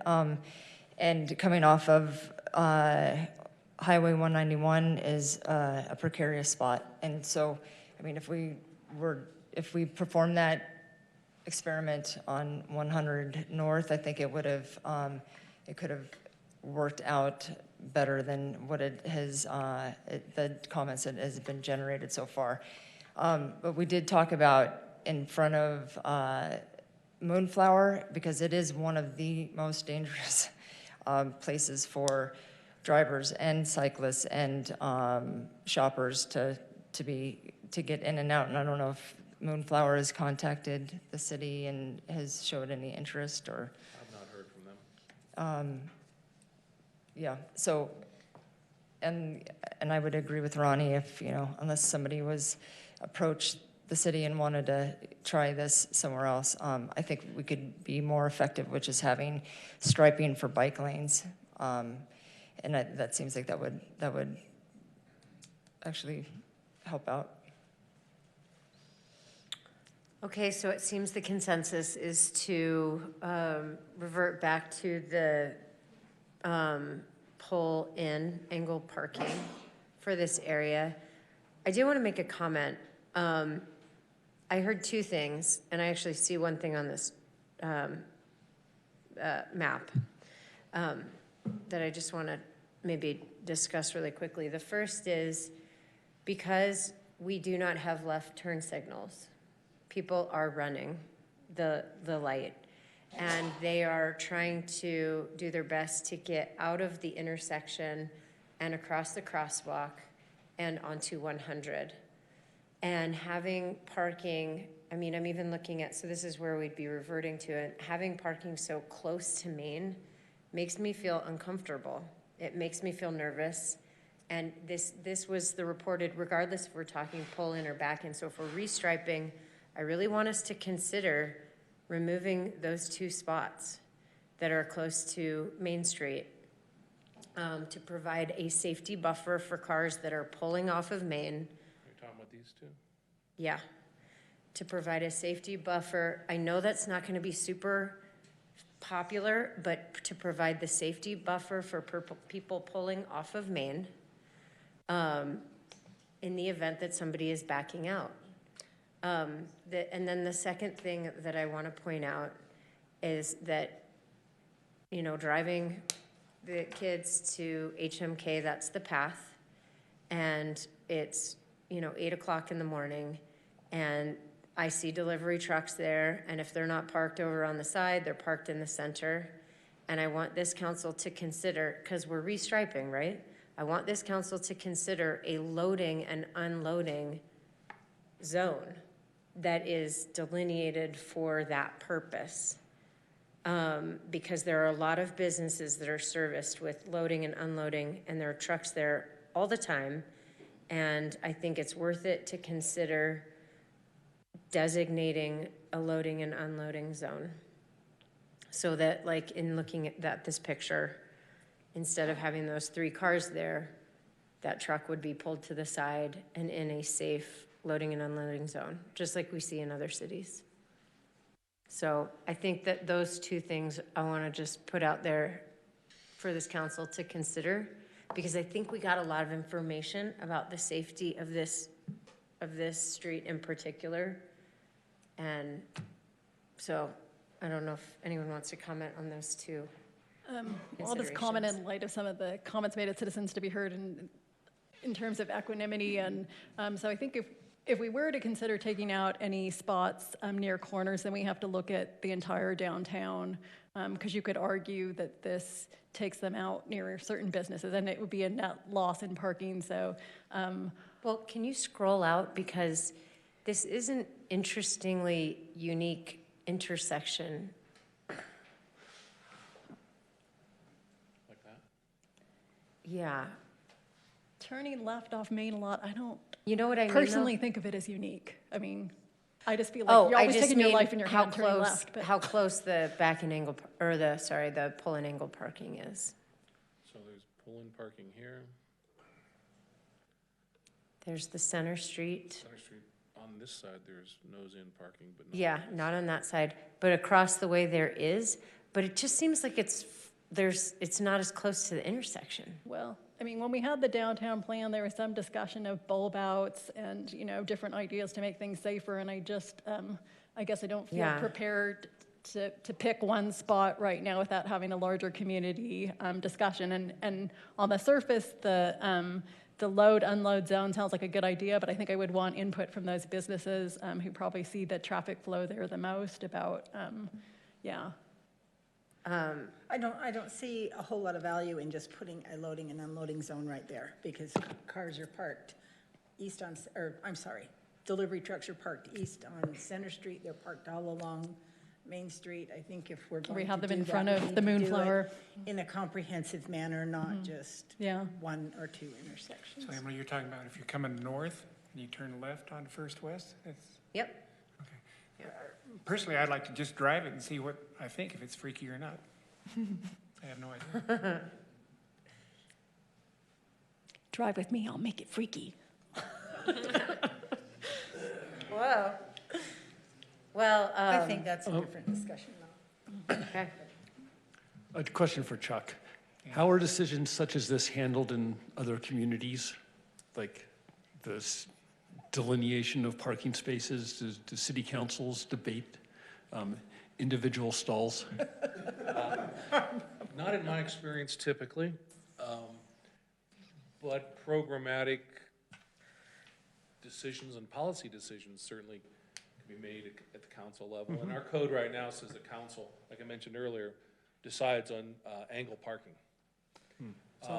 You know, when we do it, or other places, you look at traffic volumes, you look at available parking, you look at speed limits, you look at turning movements, all the things we've talked about, loading and unloading zones. I mean, Yeah, we tend to, as staff, when we make these decisions, we understand that no matter what we decide, half the people are gonna like it, half the people, if we make the speed limit 20, half the people are gonna complain it's not 15, and the other half are gonna complain it's not 30. So we tend to make it based off the information we can get, the traffic surveys we can conduct. So, you know, we're not trying to like push one idea over another. We're gathering information. What's the safest way that our data shows us? What's the easiest way to make a situation potentially better? You know, we knew when we started this here that it was an experiment. And we knew that if it didn't work, we could put it back. And we said that when we did it. And that was a part of our comments was Moab's been here 150 years and it's gonna be here a lot longer. And, you know, we gotta try some things from time to time to figure out what works and what doesn't. And we're not gonna bat 1,000 every time. Sometimes we're gonna try stuff and it's not gonna work. Other times we'll try it and it'll be great and we'll implement it other places, so. So Joel, some help that might either help tonight with this and the future item, or if you need to come back and bring it to us, is I think some people get confused about our code. And, you know, if you happen to run a business and you don't have your own parking lot, sometimes people have asked me, like, are any of those on-street parking somehow kind of allocated, or is there some, you know, since there's street parking, you know, that they don't have to provide their own parking? So can you just explain how that works, just so, and just for the history of this area, I think we took those 4 spaces out, right, near the Hogan. So the area, in terms of traffic, has already lost on-street parking. So I guess that's the only other thing where, Well, the Hogan has their own yeah, they do. Parking yeah, lot. Yeah, but I mean, generously. Yeah, no, but I'm not saying the And I'm city, sure they'd city's supposed to rather provide have- parking to them, but if you go down to that intersection, it's busy, and there are a lot of people going to different businesses parking there, right? So we've effectively, you know, taken 3 or 4 slots out, you know, for good reason, you could argue, but I'm just saying that area of the street has already taken a net loss of 3 or 4 spaces all around there, so I just... It's a reoccurring problem we have Okay. everywhere we work, Yeah. because we never make roads smaller. Okay. Anytime we're expanding roads, we're expanding space. And anytime we're expanding space, we're also, because of the way engineering is done today compared to the way it was done 40, 50 years ago, we're putting in storm drains, we're putting in curb and gutter. We're taking more space, and we need to make more infrastructure, not just road. And so everywhere we're expanding roads, we're always losing spots. And it's, when we did the 100 West project, we had a lot of people really upset that they were losing their parking spots in front of their business. And they're public spaces, they're not designated to any one business. Yeah, and that's not what I'm saying, but I'm just saying, as we talk more as a community about people wanting more dispersed parking, right? Like, so it helps to have, you know, a few more in different places, and arguably for good reason, we took those few out, but that block has already, that's what I'm saying, taken a net hit. So Yes. to take out 2 more, I guess I would just like you guys to come back, knowing it's going to be restriped now back to the way it was, and just tell us if there's a compelling reason for those, 2 to go at this time, because I think I'm opposed to taking them out without a bigger plan. Yeah. I don't want to interject Yeah. myself into the Yeah. debate. I think what the mayor's getting at is the main thing everyone, and tell me, Mayor, if I'm speaking out of place. The main thing we heard as staff, and I think you guys heard, was as people are backing in and people come around the corner, they're about getting hit. That was like the thing we just heard over and over and over. As you look at those spots, I think what the mayor's saying is, in the original, the way it was, that first spot is basically right at the light, and if you have to back out of that, you're literally backing all the way to the intersection. You're closer to the intersection in this model than you are in the other one when you're backing from the 2 spots down to go in. So if the concern truly is safety and coming around the corner onto someone backing up, that first spot it's gonna move that person that we're concerned about right now 10, 15 feet further down the road into that intersection. I'm not saying you want to get rid of it or not. I think, Mayor, that's the point you're trying to make. Is that fair to say? Yes. Thank you. So it sounds to me like the direction to staff is to restripe the way that it was, and that we're still having a conversation about parking. And I don't know if there's further action at this time for this specific spot, but that in general, we are clearly having a conversation about parking. Is there any direction to... And the chime makes it so. Is there any direction for us, like, I know we had talked about in front of the mark potentially, is that? Yes, no, leave it as is for now and bring it back later? Don't bring it back at all? I'll just say that for me, the confusion is not having it consistent throughout the city. For sure. So I am apprehensive to just do one section. So you're saying do the whole town Or nothing else, all or nothing. all at once? And the only comment that I would make about doing just around the ball field is that it does set you up nicely for tailgating. So. Okay, so we'll restripe this as it was prior to the back-end parking. Maybe you could come back and follow up with us, though, like with Karen's comment about striping bike lanes, because that was her alternative suggestion. So that would be helpful. Yeah, I mean, they have been striped in the past. They've all, not all of them, but much of them are faded, and there's more danger in not knowing where your bike lanes. I think our engineers, and any engineer I've ever met, they love to play on their GIS systems and make fake lines all over. So I don't think that's an issue. Chuck, is that an issue? Well, and even like in Salt Lake where a lane is striped green. Yeah. Yeah, so that you know you're sharing the road, so that you don't think that the cyclist being in the lane away from where cars are parked. Yeah. You know, if you're riding, you're gonna be further away. You're not gonna hug the right as you would if there wasn't parking there. But then if you're in a car, maybe you're thinking, oh, are they just trying to hog the road? No, you're trying to stay safe. Some cities for a have started. back-out buffer. Some cities have started leaving the bike lane unpainted. They have the lanes, and then only where it crosses an intersection or a pullout, they paint it green. So the pullouts to the biker become evident as they're going down the lane too. They know where cross traffic's coming. I think that's a really good idea. On top of just painting it green, paint the areas where they need to watch for cross traffic green. And then the driver also, they notice that it's only green in that area. That, oh yeah, that's a bike lane, rather than it's green everywhere. So that's an idea as well. Is They can save money too, paint. well, and I think it's more effective. When you think about in front of Moonflower, there's a lot of Priuses parked there, and they're quiet when they back out. And when you're also, again, when you're on a bicycle, you don't hear the car, the Priuses, like you do the F-150s. So Yeah, I travel down that road every day. it's That's true. crazy. It's true. That was crazy. Yeah, I mean, I've come very close a couple times, so. So It's very quiet. If I can just say, you gotta give us a couple of weeks to get this done, because we need to get temperatures up so the paint will hold. well, let's bring So it. we Let's bring it. Yeah, We understand that's- what your direction is here, but it's gonna take a few weeks till we get asphalt and air temperatures to paint so the paint holds. And can we bring a diagram back before we paint it? So That would feel Diagram of what? comfortable. of what what it we're will be. doing, so they can see what we're doing before we sure. actually. That's easy.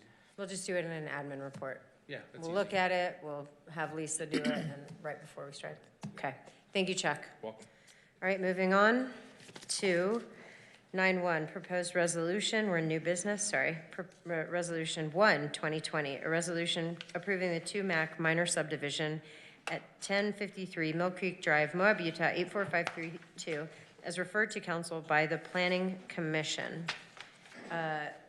Corey, you're here to answer any questions. Correct. Thank you so much. Is there a motion?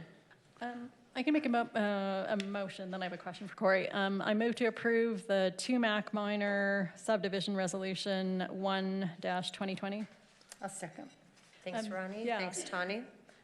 So Corey, I was just going to ask, I know you were going to send just a satellite image. Yeah, I didn't know if that was something easy for you to pull up, just for confirmation of location. Yeah. Okay. Thank you, that's helpful. That's my only question. And I just have a really quick clarification. On the agenda item, it is referred to as the 2-MAC subdivision, and on the application, it is referred to as, is that just, That's correct. what? TriMac already existed. So when the application was filed, because it's a 3-lot subdivision, that was Oh, the likely okay. name, but because TriMac was taken, we reverted back to the original 2-MAC. Okay. That was the best answer. That is correct. I just didn't know. Any Thank you. other discussion or questions? All those in favor? Aye. Aye. Motion passes 5-0.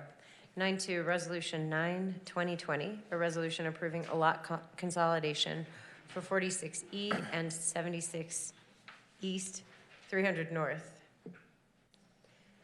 Is there a motion? I move to adopt the resolution number 9, 2020, approving the lot consolidation for 46 East and 76 East, 300 North, Moab. Thanks, Karen. Is there a second? Second. I will second. Caitlin was first to second. Discussion. So I just have a question, Corey. So I tend to go to the city maps page and I use the parcel viewer, but sometimes it's not accurate. And so I was going to ask, should I be using a different tool, or do we have does it just take some time to update that sometimes? Because I think when I clicked on these lots, they showed up as R3 and not C5.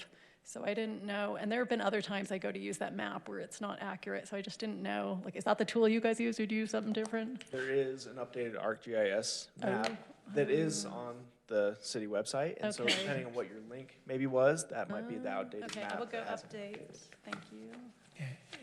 I have a request, Corey. Chuck was gracious enough to supply me with a overlay or a import into Google Earth, which I use at home when I'm looking at parcels. And that's been a year or two since.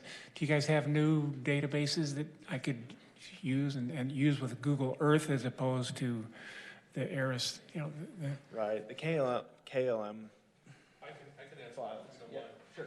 Yeah, we were updating our KML files Yeah. just in the last few weeks, which, because a lot of this comes from the assessor's database. Right.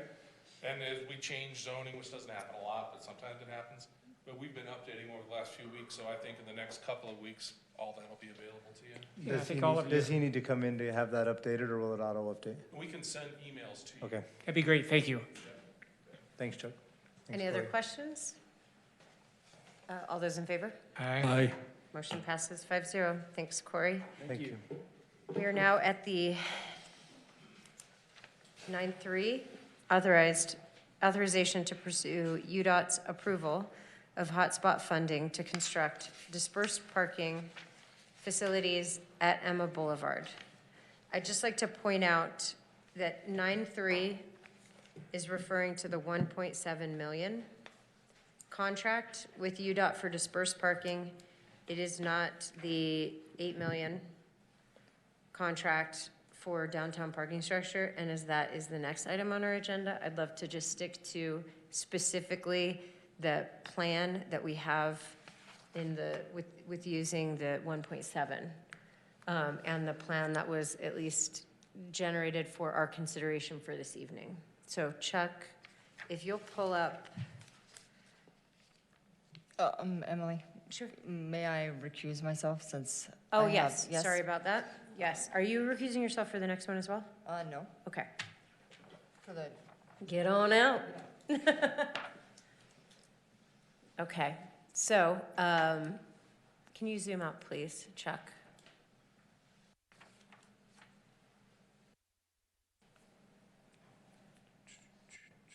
Uh-oh, the internet got sleepy. It knows we're 2 minutes from 9 PM. It's on the wireless, that's why, the Wi-Fi. Oh, there we go. Oh, Scroll though. oh, no. I just thought we were gonna look at a picture that didn't have the, We do have one. okay, Can we look at that? great. Yeah. Yeah, can we pull that one up, actually? Yeah, I was just gonna say, this is the one that was in your packet, and this is the one that we're really talking about.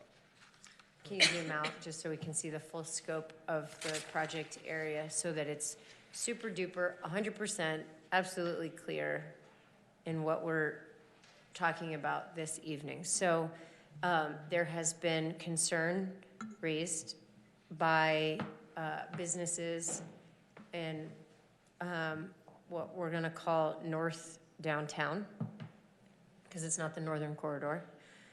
Specifically Poison Spider Bicycles and Century 21, that the expansion of 191 is resulting in a loss of some parking. And so could we use some of the dispersed parking funding to be able to create some parking spots that are meant to be accessible to those businesses, as well as overflow from other businesses in the area. So this picture here shows that we've got parking proposed along the east and west area of what is, I guess, called Emma Boulevard. So right there where Chuck's hovering. No, it's many. And that, well, so, and to note too, that we're deading the street and actually creating a parking lot. This would provide handicap and, or sorry, disabled and accessible, geez, so sorry, I'm so sorry. Accessible thank you. I think I was forgiven.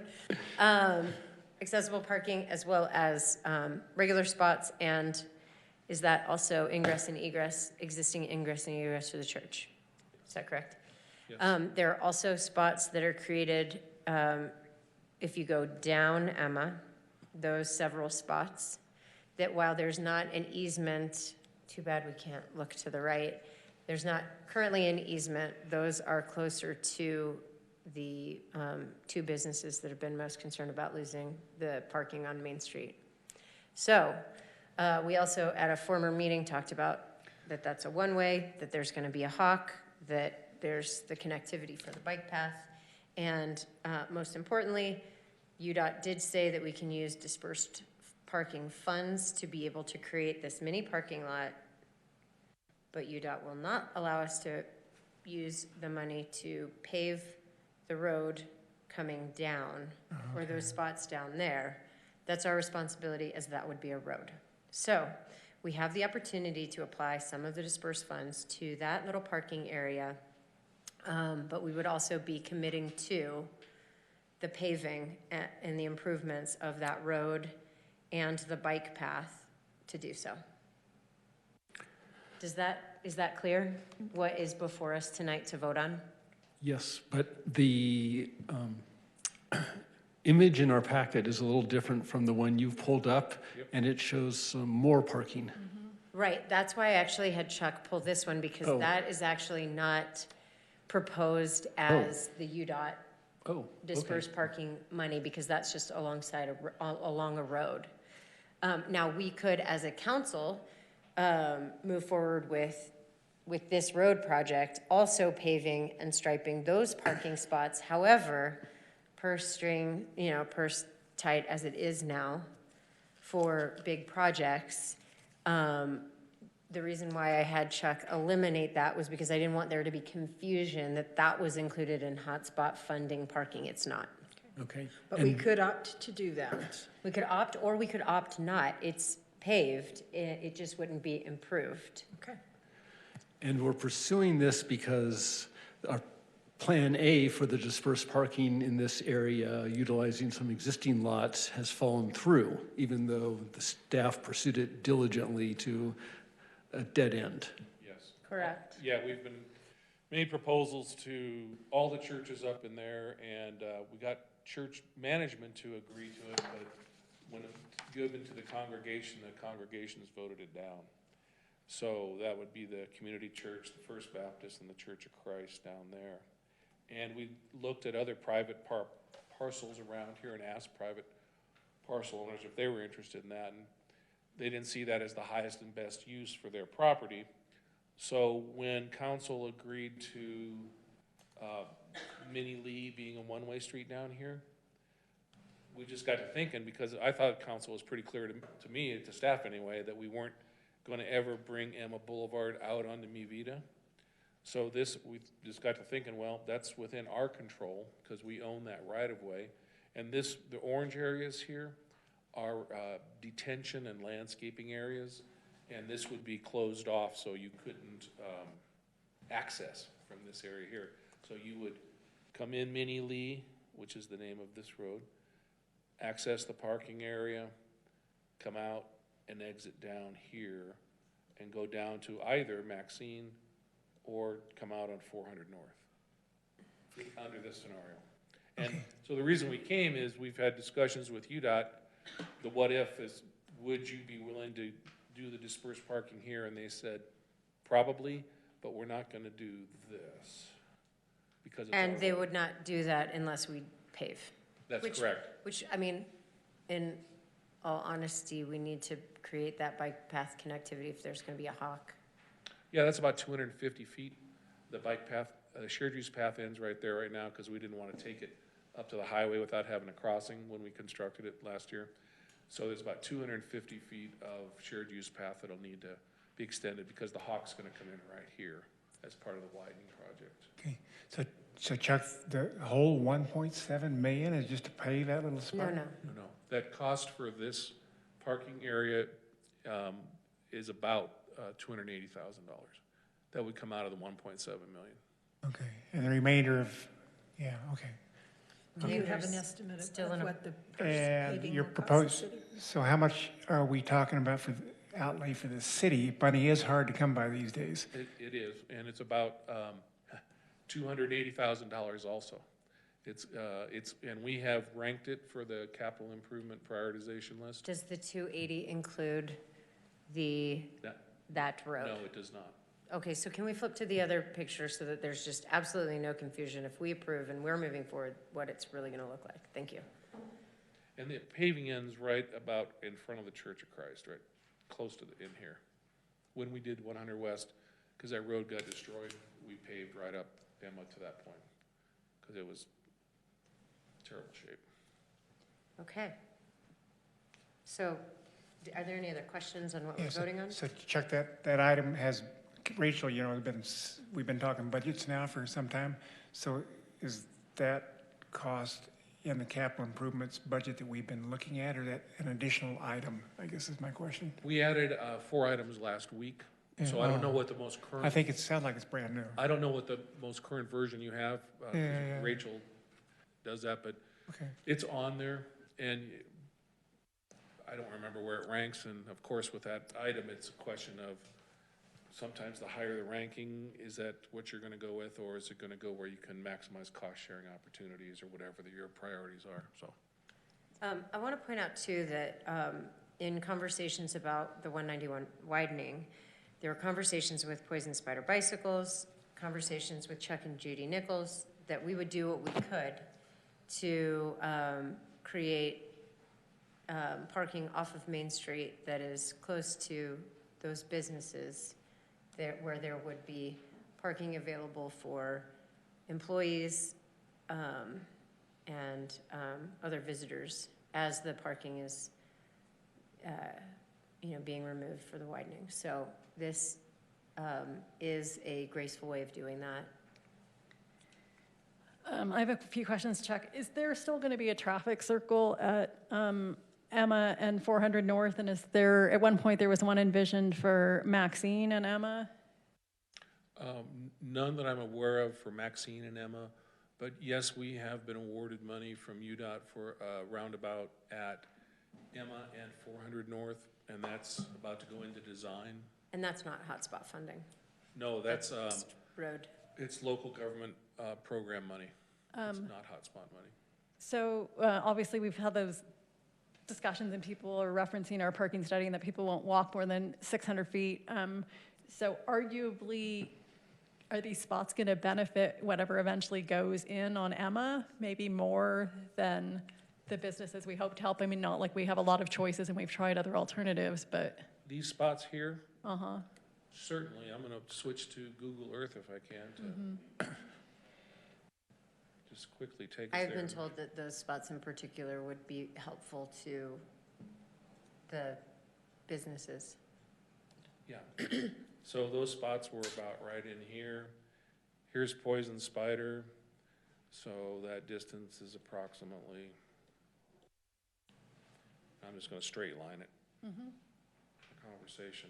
But is there going to be an alley to walk through there? I mean, won't you have to walk all the way up to the highway and down? I'm aware of conversations that have occurred between Poison Spider, the property owners of Prospector Village, and the church. That's not our negotiation to do, but I know that they've talked about having when we did a design for the Church of Christ, we did have in there a pedestrian sidewalk easement. Yeah. So I believe that those conversations have happened, and to my knowledge, they've never ended. So the 210, 220 feet over here to those businesses, and it's, further.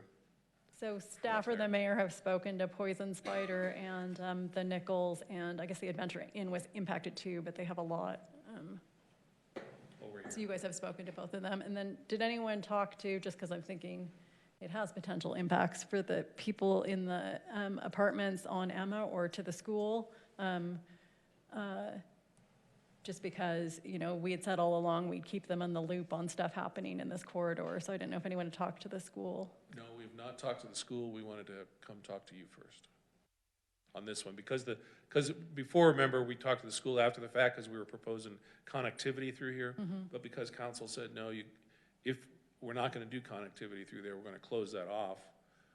The thing that we wanted to know is, those dispersed parking monies, do we wanna go for that if council's interested in? From the conversations that I've had, dead ending the road and turning that into a parking area and not improving Maxine, but just bringing the road on down and putting the parking where it is, that lower sort of on-street parking area is not in front of the apartments, and that's from conversations I've had, this is the desirable design. So I would just ask then, as we get closer to what's happening on Maxine, that, or, that someone check in with the school and update them, just because it was one of the concerns that when Minnie Lee went down Emma, that people would start peeling off, and that's put you directly across the school. So maybe, so we keep that conversation going with them. But I guess one of my questions too, as we look at that striping on the southern side, time and time again from the community, we hear about no room to park oversized vehicles, and I understand you get more spots out of the way we have it here, and in a little lot like in the north, it's probably gonna be hard to put something oversized, but I didn't know if there was any interest by anyone to at least get one in there. I mean, somebody who's stopping and going to the park, if they can't find parking by the park, it's somewhat close to that, or if they come in with something longer and they want to access those businesses, I guess I could just use a little education on whether it's helpful to have that.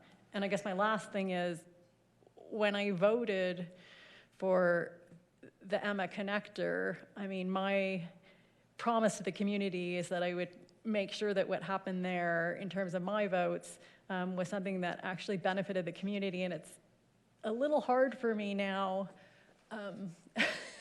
the way it's vegetated and used, and now that I know, that's not going to be like a green space or something, it's going to be a detention pond. So I can say in my own mind that it helps with some dispersed parking for those businesses, but it's not really a greater benefit to the community. So anyway, that's what I'll be thinking about when I have to vote here.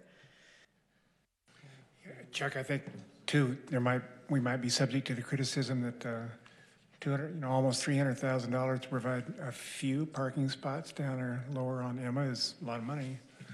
I don't know, for what that's worth. Yeah. 1, 2, 3, 4, 5, 6, 7. There's 20 up here. I can't do it. No, I'm not speaking of the ones that UDOT would pay for. I'm just the ones that come out of our own pocket. 5 down there. Yeah. Other ones were. For what that's worth. Well, it's a little unfortunate that the Plan A didn't work out, but I would support this as a fallback to utilize that money and finish out this area that we've been working on through the transfer of ownership, and so thanks for coming up with this.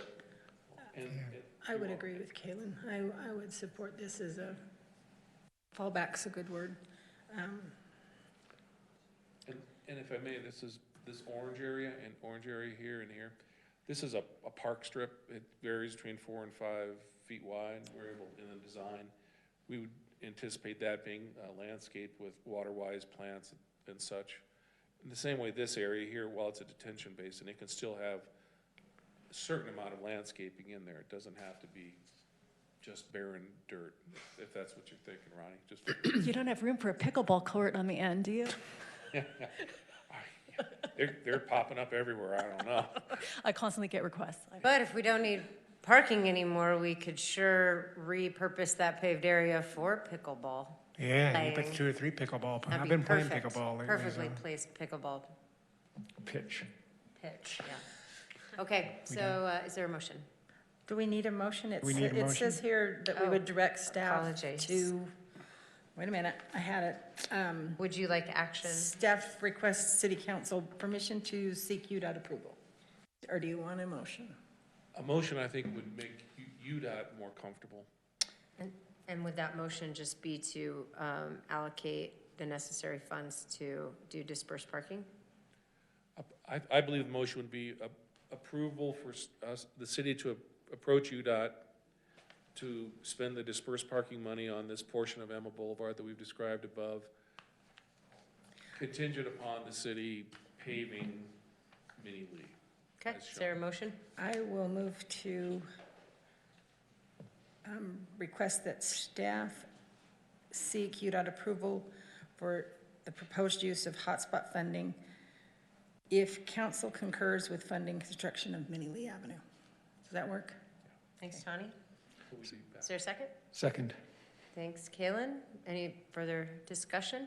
All those in favor? Aye. Opposed? Me. Passes 3-1. We need to get Karen. Thank you. And we're moving on to 9-4, downtown parking structure discussion and potential action. Again, we're talking about the parking structure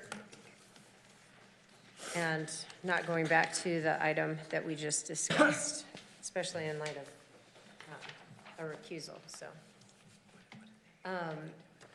I want to start us off, if that's okay, Mike, with just logistics from our city manager regarding action that we can take tonight, if so moved to do so. Just real quick, obviously the actions under the contract that are allowed, there's 3 ways to work with UDOT to terminate the agreement. One would be we sit down with UDOT, we mutually agree with one another to move out of the agreement.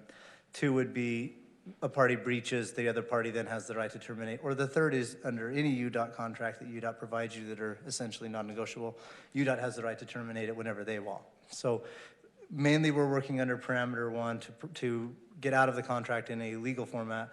We would prefer to have the ability to sit down with UDOT and negotiate a way out of the agreement to talk about the issues, if the costs and other things, if that's the way we want it to go. The other one would be to work with UDOT on what the project is, if we can use the money elsewhere, if we can make the project different from what it's proposed to be, and see if we wanted to proceed that way. We have those discussions with UDOT. But my advice would be, regardless of the direction the council chooses to go tonight, would give staff the ability to sit down with UDOT and negotiate and talk to them about the direction we get from you and how to go forward and properly exit the contract, properly continue the contract, or properly change the contract under the terms of it.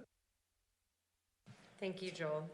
Well, because this was an agenda item that was brought forward by Councilmember Mike Duncan, I'll take it from there. Well, kind of. It was already on here, and the item was already on the agenda to begin with. But yes, I did. So what was on the agenda was just for us to discuss where the project was in light of the parking structure plan having been. So if I may, I want to thank City Manager, Mr. Linares, for enlightening us. So just, I'm talking to the audience now just to communicate what I've learned from Joel. All right, if I may.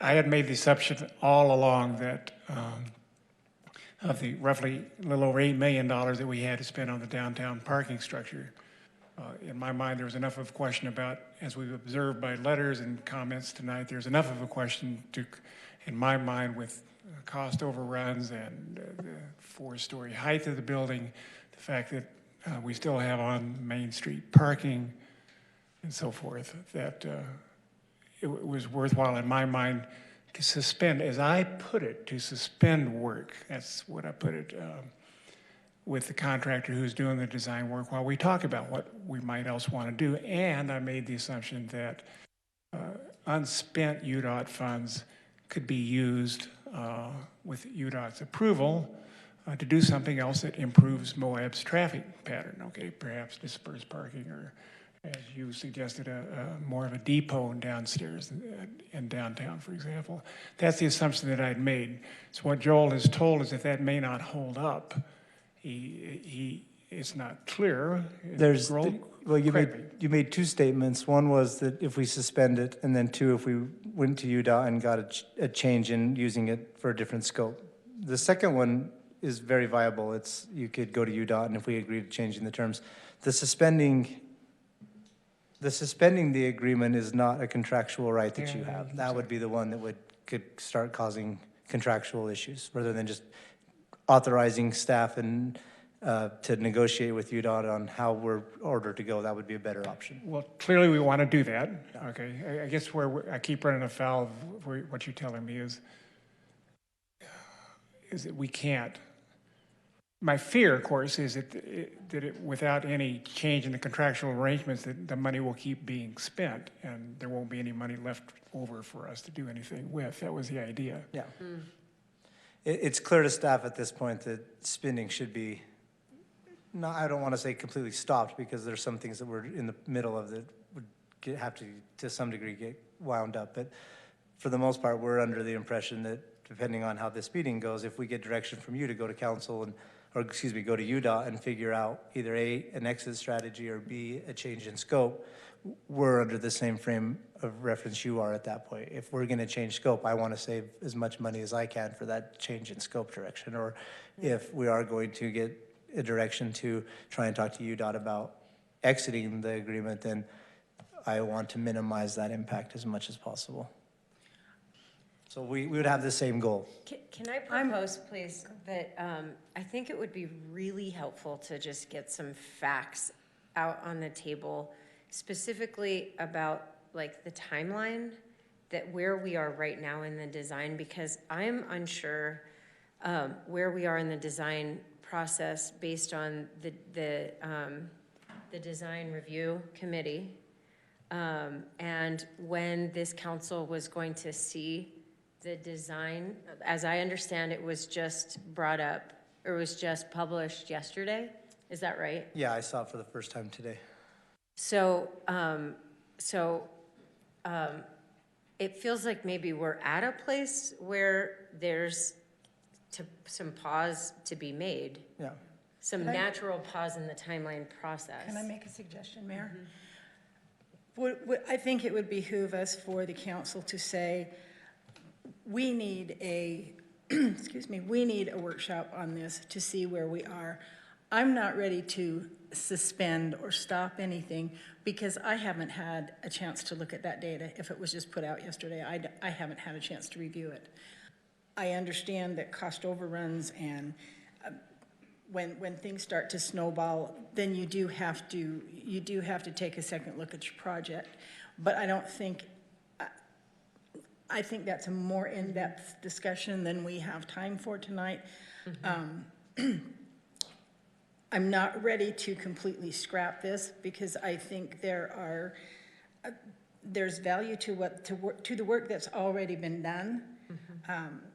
We may need to modify this. This may not be the exact project for the exact time, but we need time to decide what we want to do and go to Moab, oh goodness, go to UDOT and say, Moab isn't exactly like it was when this money was appropriated. There has been so much misinformation put out on this subject. I'm just going to hit a couple of them really quick. Nowhere in the parking study does it say this is not needed. What it says is that parking is sufficient or ample for our current needs. One of the recommendations in that parking study is that we move forward with this structure. It doesn't say that it's a silver bullet, a panacea, it's going to solve every problem that we have. It was just one of the recommendations among many. My dear departed high school debate teacher, George Hewitt, taught me long ago, if one part of your argument is found flawed, your whole argument is suspect. So argue in facts and research and back your stuff up. That's what I think we need to do, and I think that's what you're saying, Emily, is we need facts to look at as a council, not conjecture and opinion. Well, and I mean, the fact that I was really hoping to outline tonight is that where we are in the timeline is that I think, like, this is what I want to confirm. So your group met, and it was the two of you, Kaylin and Karen, and then we had Mike Dehoff, Faye Hutchins, Becky Bird, John Knight. Was there anyone else that was on that design review committee besides the 6 of you? And so I've reached out, and it feels like there's not consensus among the design review that the structure is not wanted. It feels like that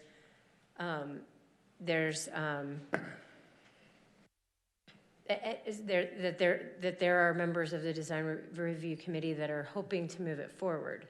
What I would very much appreciate is the opportunity to see the design, but not just here, but in a format as a council with the design review committee so that we can have an open conversation. What I think would be helpful is not to include the designers to come down. Like, we don't need to pay for that as part of this workshop. What we really need is to just have an open conversation about all the comments that we've been having. I mean, as comments were made tonight, I wrote down a lot of things that I want to talk about. Vision is difficult, but we have to think at least 10 years or 20 years down the road. The question of would it be allowed if it was not government building it, to make sure that we're building to our code. I think that's important to answer that not just now, but like in that workshop. I think we need to have a real conversation about where business owners and employees are parking right now, because if we look at the parking study, the long duration, hot spots, parking areas, parking slots, let's call them, stalls, things, are employees parking. So we see one in front of Desert West, we see one in front of Markle. Like, those are parking spaces. I know that people that work on Main Street park on Main Street. I want to talk about employee parking as much as we're talking about tourists, because that is a need that we do need to get organized around. Even if we don't build the structure, maybe we can help funnel that parking need into the existing site regardless. So I want to talk about that. Jessica's comment about access. That's a good one. I mean, that's important. And inclusivity. And then also I want to look back at the downtown master plan that we paid for and see, the lines of compatibility too. So those were just things that I jotted down that I feel like we should answer in a workshop type format, not with the people that designed, but with our council and with the design committee, and then have a real moment and say, where do we move? Where are we going from here? Because I don't want to rush through this. I want to be really thoughtful as we move through this. That's how I feel.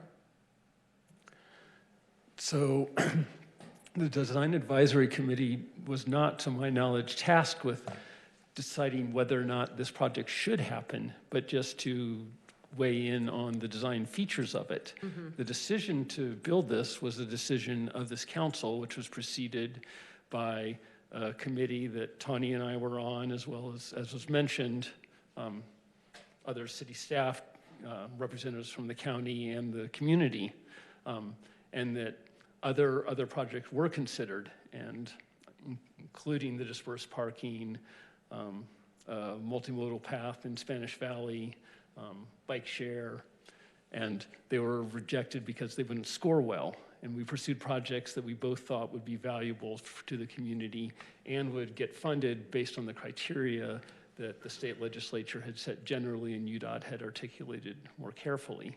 So there was a multi-year process with many decision points along the way to get us to this point.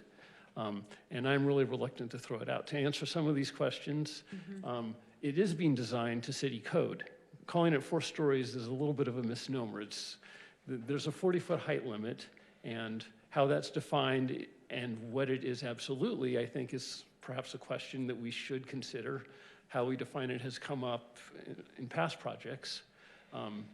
And I think it's worth considering, but holistically, what is our vision for downtown? But the designers have been in communication with Nora and interpretation of that code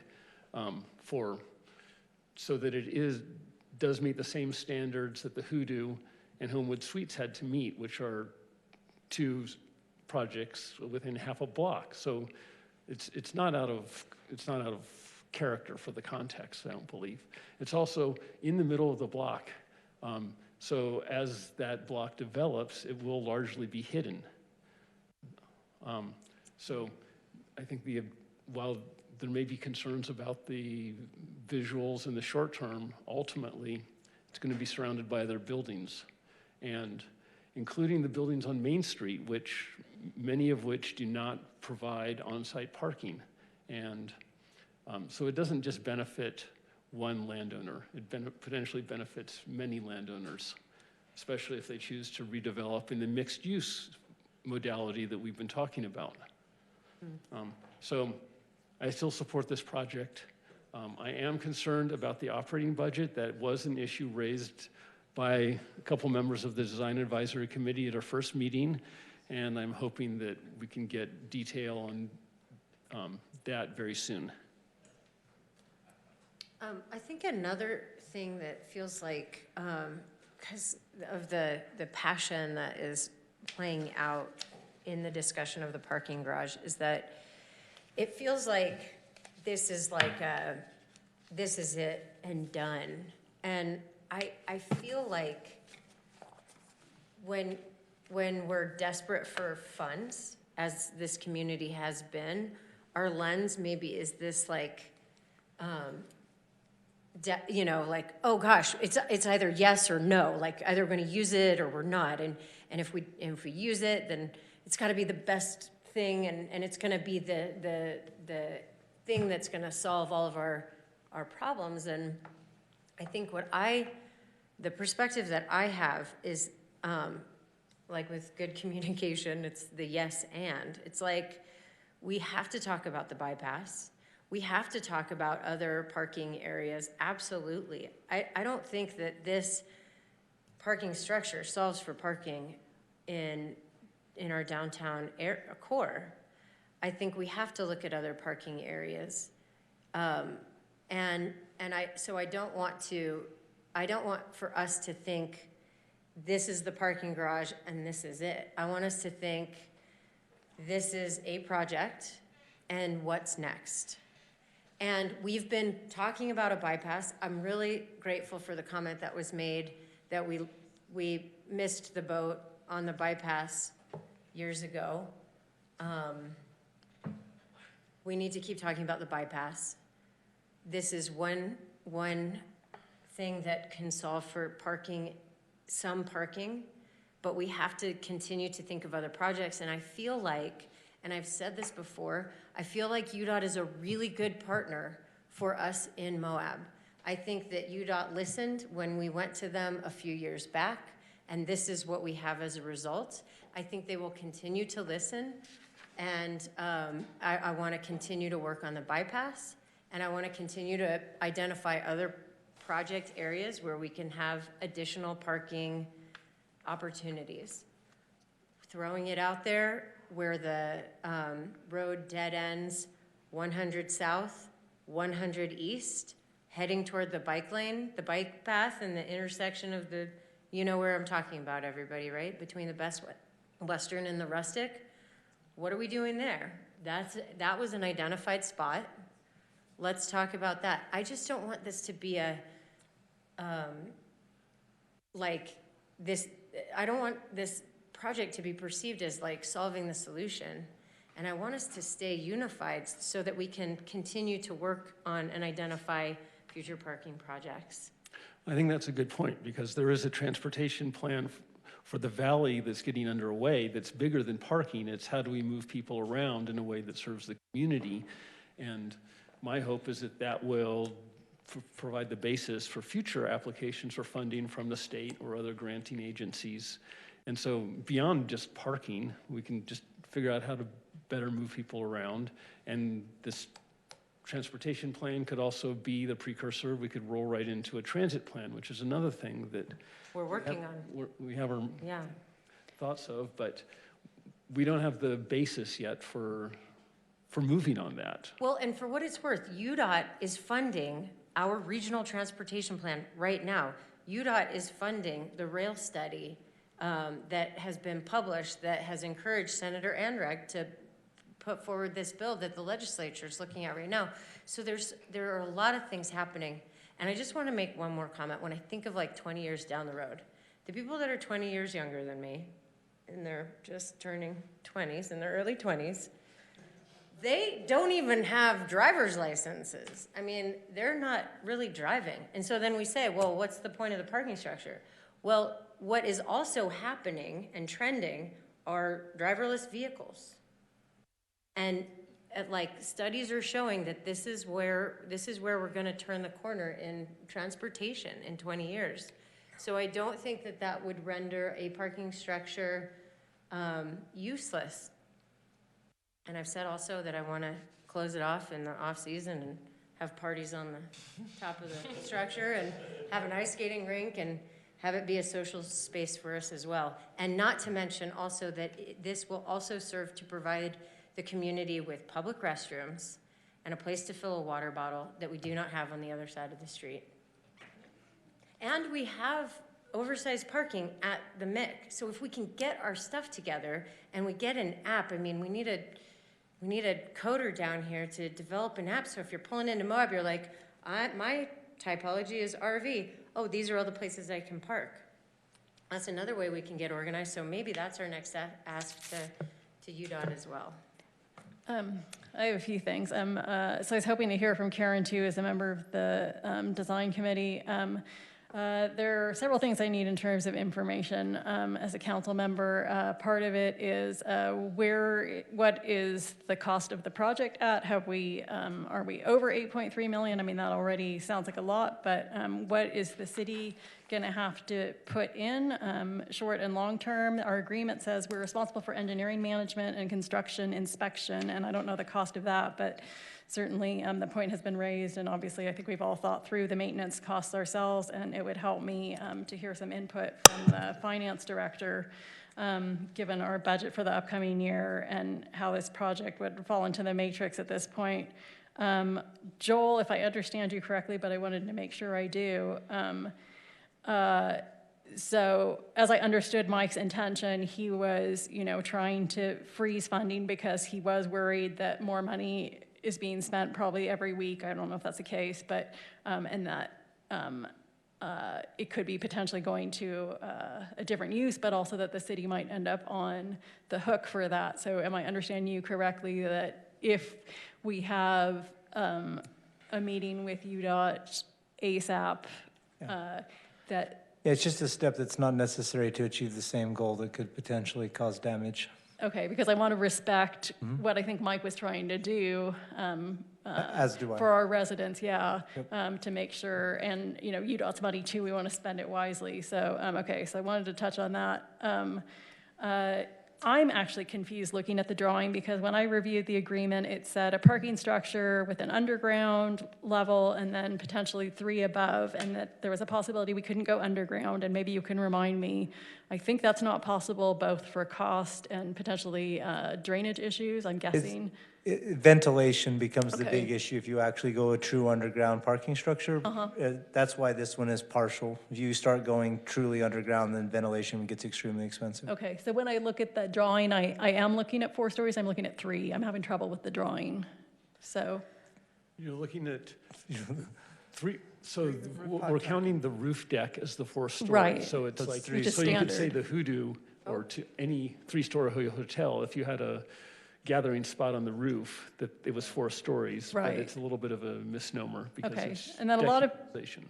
people have asked about, whether the projects, I just thought we could do a little education here if it helps, if the project exceeds city code, because it's been described as potentially being 42 feet at the parapet, and as Mike has pointed out, potentially higher once you get cars in there. They're maybe going to be, the roof of the car is going to be higher, but I did look up that section of code which refers to let's see, 17.12.180, in no case shall the parapet wall of a flat roof extend more than 2 feet above the maximum height limitation. So in my understanding, that's why it was allowed to go from 40 to 42, is that correct? Yeah, so anytime we, as the city, build any structure, we have to live by the same zoning and rules that everyone else does. We're not exempt for our own rules. In fact, we have to do the same thing. So we have to follow the same rules. We have to follow the same height guidelines. All of the other structures that are in that area, I hate calling out buildings by name, but like the Hoodoo's 42 feet, the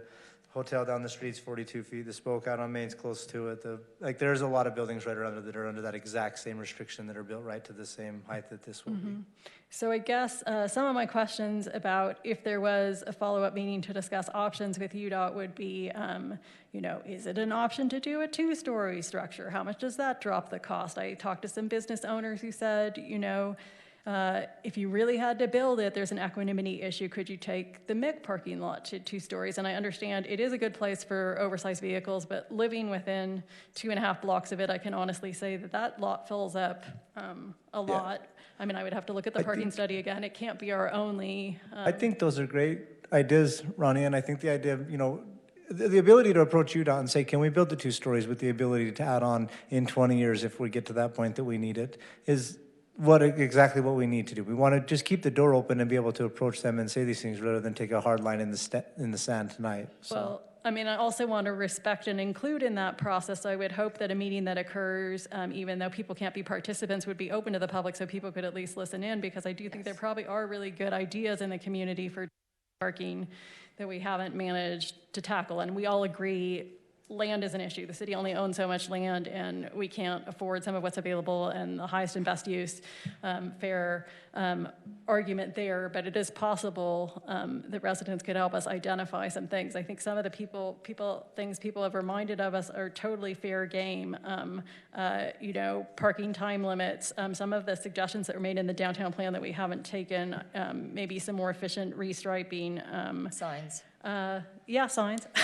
But I also feel like one of the things I haven't had as a council member yet that I need is clarity on where we are on sustainability. I was hearing rumors that even though this was supposed to be a committed part of this project, that it had been deemed too expensive. And so at some point when I get a report, I kind of need to know where we are with that, because that was part of the discussion. And again, just going back to budget, I mean, I feel like we all owe it to the public to figure out what this is really going to cost the city over time, and to figure out if we can afford it. Yeah. I'm taking notes on everything you're asking for, and in a work session we can provide all of that, the cost, if it's over budget, what the build out will be, the M&O, the sustainability aspects, and there's no restriction on the facility for us to charge for parking if and I'm not saying we want to. We can come to that discussion later, and I think a lot of people would argue it's not the first place someone chooses if they have the free option, but anyway, might end up with more driving around. And let us not forget the comment of the RV parked on Main Street all day long. We've got to deal with that. But it's not going to fit in a parking structure. No, that's not going. I mean, that is a discussion that, building this structure. Totally. But an RV is also like a typology that we need to have a parking area for as well. So that's what I'm saying. It's not an and or. It's not it doesn't have to fit everything. It doesn't have to be our only solution. And with respect to the parking structure and that, or talk about overage, let us not forget that UDOT got the bids back for the widening and went through the process and went back to the Transportation Commission and said, it's going to cost more. It's Moab. We need more money. And what did the Transportation Commission say? Yes, we want to make this project happen.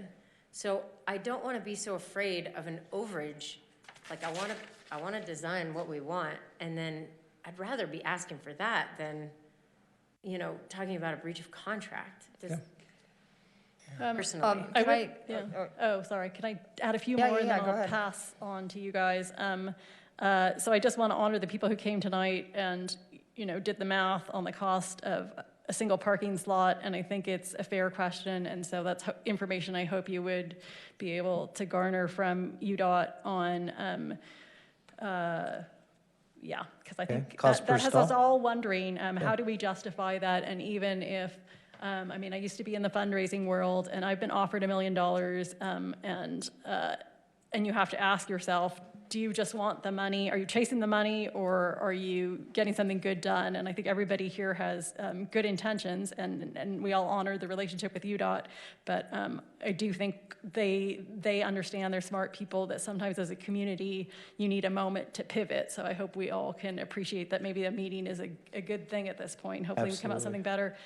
Several people have asked about shuttles, transportation systems, and I think would like to know, like, what is the base cost of something basic? Because I think the mayor at one point pointed out that that site could be a good shuttle location for people. And so I think a lot of people would like to know that. And I think, let's see, I'm going to pass to Karen and Mike now. Okay, well, I mean, I sort of had something written up before. My biggest concern being on the advisory committee and being a council member is that there's building constraint issues. The timeline that we are being put under there, because it's pretty tight, and with our contract with Kimley Horn, the management of this project and the expenses. So for me, the bottom line, is how much we're spending is a real concern, because like many people mentioned tonight, that we are now at $8.3 million, and then I just read in the paper last week, which I didn't hear from staff, but that we're at $10 million. So then that's $10 million. That's everything that we were granted from UDOT for dispersed parking and for this parking structure. So we're with being at budget for $10 million, and then trying to get information from staff, because I wasn't able to attend the December meeting. Staff didn't have it, so I contacted Kimley Horn. And in that PDF that they give to the advisory committee, there was an operational budget of $125,000 a year. So that's on us. And so again, having, this is public money, and we have a responsibility to the community, and to, I mean, this, just because everyone kept saying this is free, it's not free. I mean, it is coming, through taxes, through UDOT, and it's, the discussion of it not being, it can only be used for this project. There was other priorities, and I'd love to get staff to get clarification from UDOT to find out if we do have opportunities. I mean, I don't want to kick a gift horse in the mouth either. I mean, I'm not trying to create a contentious relationship with UDOT, but for me, we're over budget, and this has never been discussed in our advisory committee. It feels like a very functionary group of like, oh, do you like gray brick or do you like pink brick? I mean, this is, we haven't had any hard discussions, and everyone on that committee is business oriented, and we've been asking those questions. What is our budget gonna, I mean, how much is it gonna cost us for operational budgets? So, and then at the last meeting, even though it was in the PDF, they never had a chance to even get to that discussion, because they still were talking about aesthetics. So, I mean, that's a concern for me. That's my biggest concern. And then also, there's been quite a few people, and I've been getting emails, because a component of this project is making arrangements with private property owners. And so there's been questions raised as if there's certain property owners, or, they stand to benefit from the construction of this project. And to make this deal equitable for everyone, this information needs to be public. And I would, and to, in order for me to do my job effectively and to be able to answer those questions, I'd like to, at the time as a counselor, to be able to review those arrangements so that I can say, yes, there hasn't been any quid pro quo, or, I mean, you know, Mike mentioned tonight that he would do solar on his building. So are we gonna have to pay Mike to put free solar on his building? I mean, these are questions that are a concern, and so I just would like, and then with Kimley Horn, you know, they've been coming out from Minneapolis to do 2-hour meetings to talk about what type of metals we like and colors, and I just, it's like, it just feels like we need to have a pause, have a real discussion. How much is this gonna cost us? Because I don't know that like you said, it isn't gonna serve all, you know, all of our problems, but we're over budget. We're getting less parking stalls. We don't even know if UDOT is gonna be okay with us not having the 320 and we move to 250. We're building a project that the community's not super thrilled about. And we have a $59,000 study that says we don't have a parking problem. And I mean, there's some discrepancy or disagreement with that. And we're not, and the reality is that we haven't broken ground. And like you said, UDOT is just about to start a project, and it's come in over what they were expecting. So for us to expect that we're gonna be at 10 million and we're good to go, I feel like I'm seeing too many red flags, and I have not seen any proof where this pencils out and that it's not gonna cost the city. And so until I can see that, and I would really like to, you know, to sit down and have the discussion to talk with UDOT and to figure out what we can do, because an economically unfeasible project that is only going to park average size cars in an overlarge parking lot is a concern.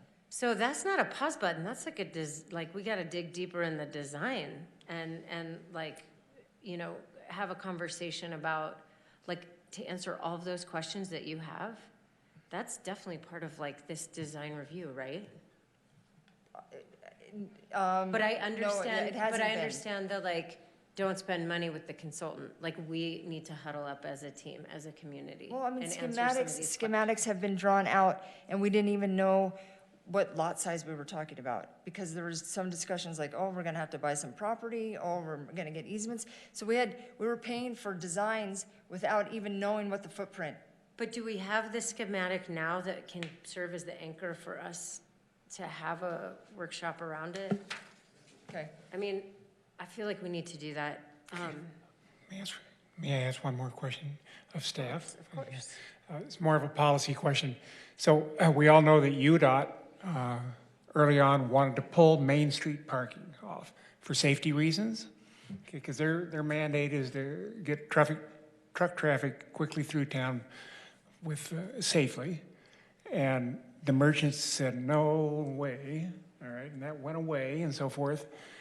And the primary purpose of the downtown parking garage was to make up for that 320 lost parking stalls. So my question now is, if we build the parking structure, does that amount to, in your opinion, amount to a license to UDOT on down the road to say, to pull, it's their highway, they can do whatever they want. No, and Ryan Anderson committed to us at a meeting prior that was not the intention Do you really or the think case. he'll stick with? That's my question for you. So the answer. I think that when you're in a partnership, there has to be a level of respect, and so I don't want to call.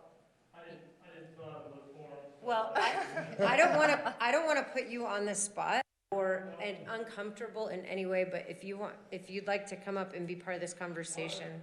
Maybe I'll just take a couple minutes, because I think this does need to be addressed in a workshop. But I could maybe answer a couple of questions that I think have been brought up a lot. One would be reallocating the funds. Just to be clear, we've negotiated the contract, and in the contract, we were specific to say that the number of stalls were undetermined. The reason is, with any design, we have to start with investigation, geotechnical investigation. You have to start somewhere, and without having an agreement with with you guys. Pull it closer. I think you're good. You're good. Okay. Without having That laptop, an right? agreement with you Let me guys put and your moving laptop. forward, we didn't go into that depth of investigation. So in the contract itself, we specified that determining how many levels we could build feasibly would dictate the number of stalls. So things like number of stalls are something that we've already openly discussed in the contract. There's a big difference between that and reallocating the funds to a different purpose. It's been kind of alluded to that there would be some type of an escalation of that UDOT would have some kind of an opinion, and if we couldn't resolve it, that it would go to the Transportation Commission. That's not true. There is no escalation. If we aren't using the funds for the intended purpose, it would go directly to the Transportation Commission. And I don't want to make that out to be a threat. Mayor, I appreciate your comments. This is not intended to be a one-size-fits-all solution to all of Moab's problems. And I'm not saying that you couldn't go to the Transportation Commission. We just wanted to be clear that it's not UDOT's decision. This is legislative funding that UDOT has been put in charge of administering. Our administration of those funds was an agreement between Moab City and UDOT that you guys would take those funds and you guys would build a parking structure, because we don't do parking structures. Parking structures are not UDOT's forte. We don't do that. These were a special needs circumstance. UDOT's mission, just to be clear, isn't to move trucks quickly through town. We have a much better mission than that, and our mission is to find innovative transportation solutions that enhance Utah's economy and enhance our quality of life. So I don't want this to appear that UDOT is shoving a parking structure down your throat, but I do want to be very open and honest about the fact that I feel like we've maybe underplayed the parking issue that's in Moab. And I think we've maybe overly simplified the other solutions. Dispersed parking is a great solution. Ground level parking is cheaper, there's no doubt about it. I wouldn't argue with that from an engineering standpoint. To date, I have not seen a lot of local interest in selling or donating land for that type of use. So I think this is the best use for the property that's available, and that's kind of the way this was arrived at. I think all the questions that have been raised here in the meeting today have been good questions, and I think they all have answers. I appreciate the council's understanding that this solution was never intended to be a complete solution to all of Moab's parking needs. I think those are all questions. Oversized parking, some of those things are all great things to bring up. One other thing, lost my train of thought. I had one other thing that I really wanted to mention. Well, thank you for the information about the funding, the parameters around the funding, so that it's really clear that if the funding that is allocated for this project isn't utilized for this project, it goes back. Okay, yeah. Oh, and then the one thing I also wanted to clarify, just because you had mentioned my commitment to you guys that the Main Street parking would be preserved. There is no connected action right now with the Moab parking structure and Main Street parking. But I want to be clear that I can't commit UDOT to always allowing parking on UDOT right-of-way. And UDOT right-of-way is primarily intended for transportation. And so as we're learning on North Moab Main Street right now, if there comes a time when there's a needed use for that right-of-way that would serve as transportation use, I don't believe I ever committed to a lifetime of parking on Main Street. But I did commit that there's no connected action in this agreement that you guys signed for the parking structure. There's no connected action that is also going to remove parking off Main Street. And I believe if that were to be done, there would be another approach from UDOT to the City Council and to the Moab City itself that was an intent. It is UDOT's right-of-way, and we do have the right to do with it what we would like, but at the same time, I hope we've demonstrated the partnership that we intend to have, that we really do want to make communities better, and that would never be a decision that would be made without some type of consultation at this level. Whether it would ever be an agreement or not, I just want to say it's not going to be done in the dark of the night, and it's not going to be done as a connected action with this parking structure, so. May I ask? Ryan a question? Absolutely. So Ryan, if, let's say, this project is becoming onerous and over budget, and we're like, okay, we had to do 2 stories, and there was potentially funds left over, is that changing the scope so much that we wouldn't be able to use money for dispersed parking? I think it comes back to the question that was brought up about the price per stall. Any restrictions we put on the footprint, height, or any other, or levels of the parking structure decrease the number of stalls, and in a lot of ways don't decrease the costs. Once Yeah. you start building a parking structure, building it larger or taller isn't quite as much of a price increase as just getting it started in the first place. So the price per stall, of course, if we decide to go two levels and we only have 150 stalls, I don't know that you're going to see a huge reduction in cost. And I don't know that you would see a reduction in cost per stall. That's something that could definitely be evaluated and not something I can speak specifically about. It is something we have asked the consultants that are in charge of designing this, and I know Chuck has. We have asked that they build as many stalls as feasible within the budget and within the footprint and the parameters that they have to design to, which I know that the city code has been a large part of that conversation, that we want to build it within the city code and with the largest footprint, the largest number of stalls that we can within the footprint that's allowed. And I just wonder if the data that was presented about cost per stall that was comparing us to San Francisco, they don't have the height restrictions that we do. So as you're just illustrating right there, I think data can be powerful, but we need to be specific and look at, parking structure data and make sure that we're comparing apples to apples. Because I would suspect that those structures are taller. Taller, larger. There's more contractors in the area that build those type of structures. There's a lot of things that play into that. And also, if you were to look at parking structures, at least my research has been, my research has been, if you were to look at a dozen parking structures across any chosen city, you would see large variations even within those different parking structures in cost per stall. So there are some averages out there. I think we are a little bit on the high end, it sounds like.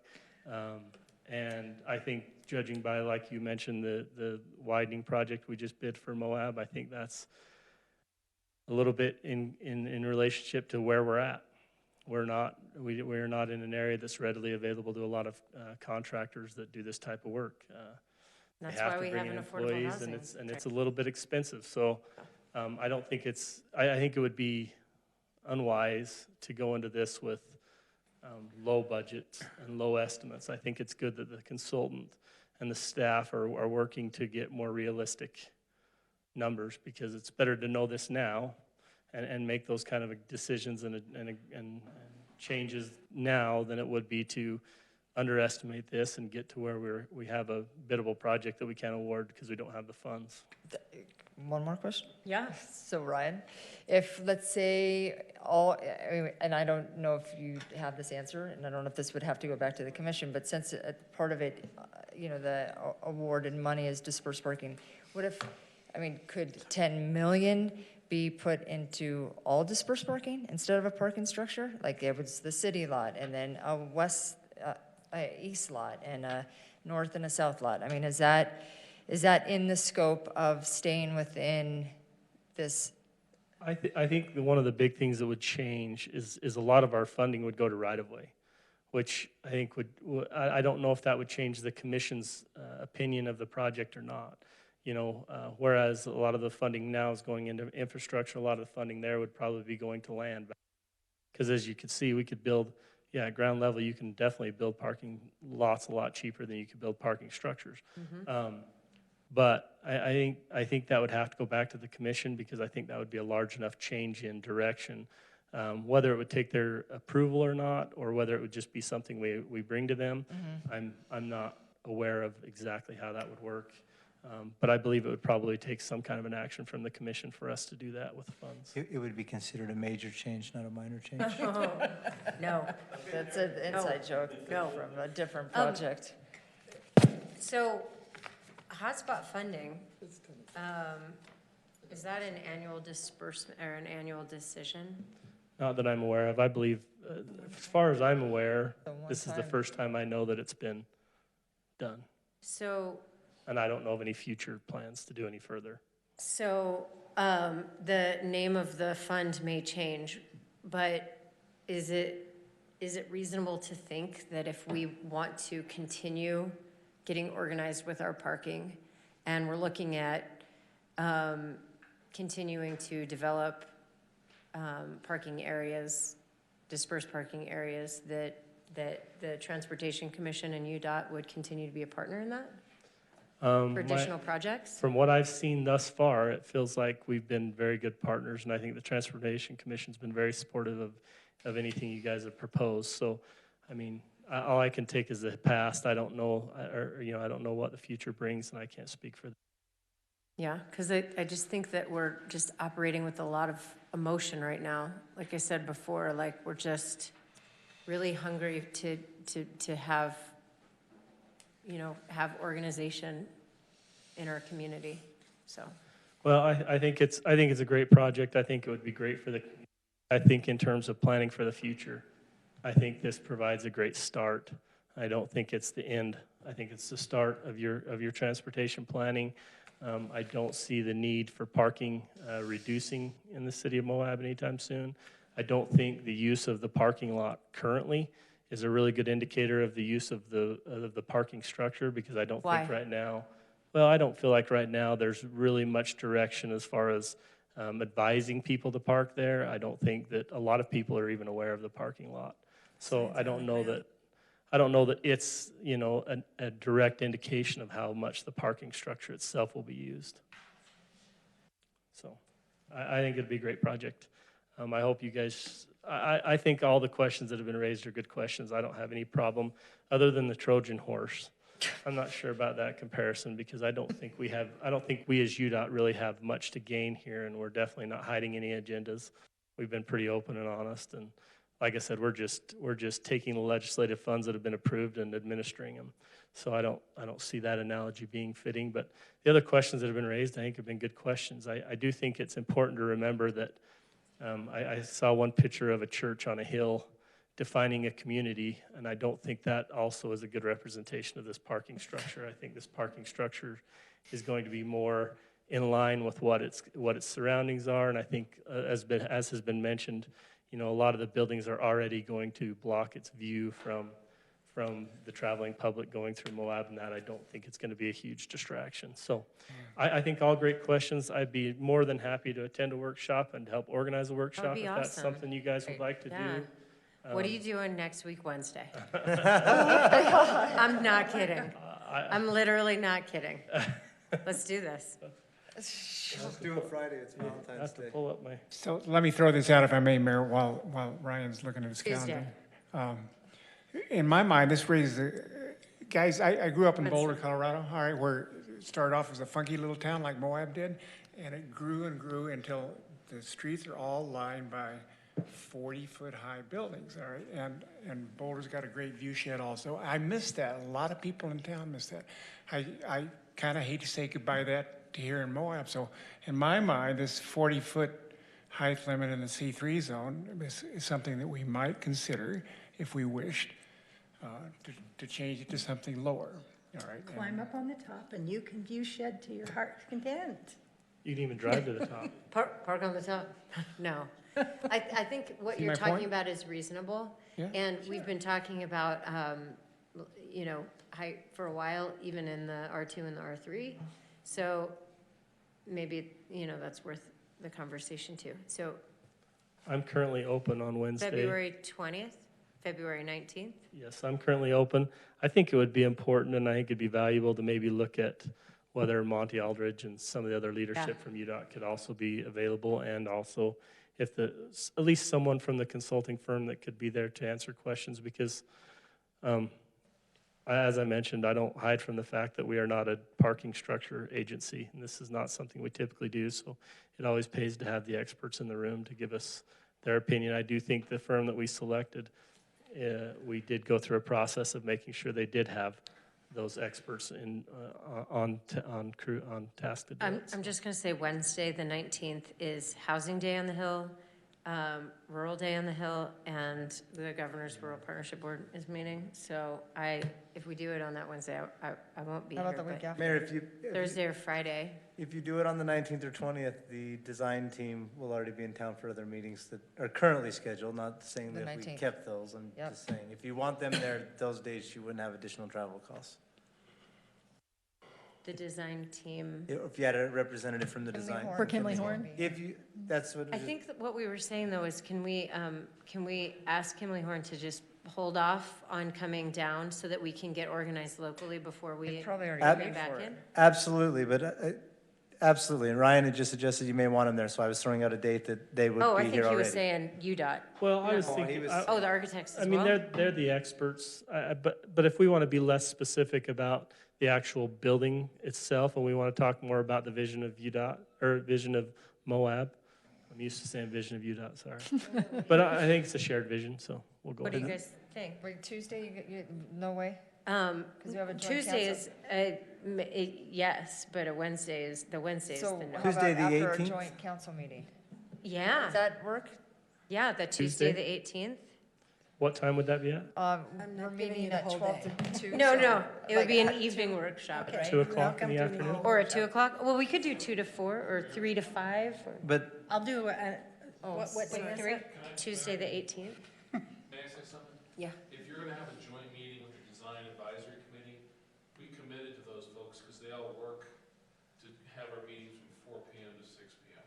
Okay. I'm not saying they may not be able to go 3 to 5. but No, that's I want you to helpful. Be aware of that. That was to get those business people to contribute, they're Yeah. taking care of their business during the day, so. So if you do it on Tuesday, maybe 4 to 6, if that works, I don't know. Tuesday, 4 to 6. We could even block out 3 to 4 to just kind of Well, it was Eat a sandwich? mill about and look at pictures. I'd like to honestly have time with the design. I don't know where it went, but the design it's up there. too. And just, yeah. All right, so The 18th? maybe Tuesday? Let's shoot for The that. 18th, 4 I to 6. definitely want to maybe have a few more folks from UDOT leadership here, but like I said, thanks for giving me time. I know I didn't ask for any time, but I have been. I don't disagree with a lot of the questions that have been raised. I think they're all good questions. I think a lot of them do have answers, and I think a lot of them we have probably put more time into than is known. But I think it's worth asking those questions and understanding the situation. That's your guys' job. So anything we can do to help, we'd appreciate it. So thanks. Thank you, Ryan. Thank you, Ryan. So do we need action at this time, or are we feeling comfortable to move forward with this workshop? And that's okay with you? Yeah, I'll be out of town, so I guess I'll just figure if there's a way to call in, or I'll watch it online afterwards. I'm happy to figure out a way to set up a camera so that you can see. I mean, there's that one, but just I'll work with you on the IT thing so that you can be present as much as, even if we're FaceTiming and I could just do a pocket right here. Okay. Okay. That might be awkward. So it'll be If I can noticed as a meeting with electronic participation. Yeah. Yeah. Okay. Anything else yes, it before we will. move on from that agenda item? Glad you said that. All right, moving on to 9.5, consideration, discussion, and decision of the RAP tax. How shall, Joel, I can be quick.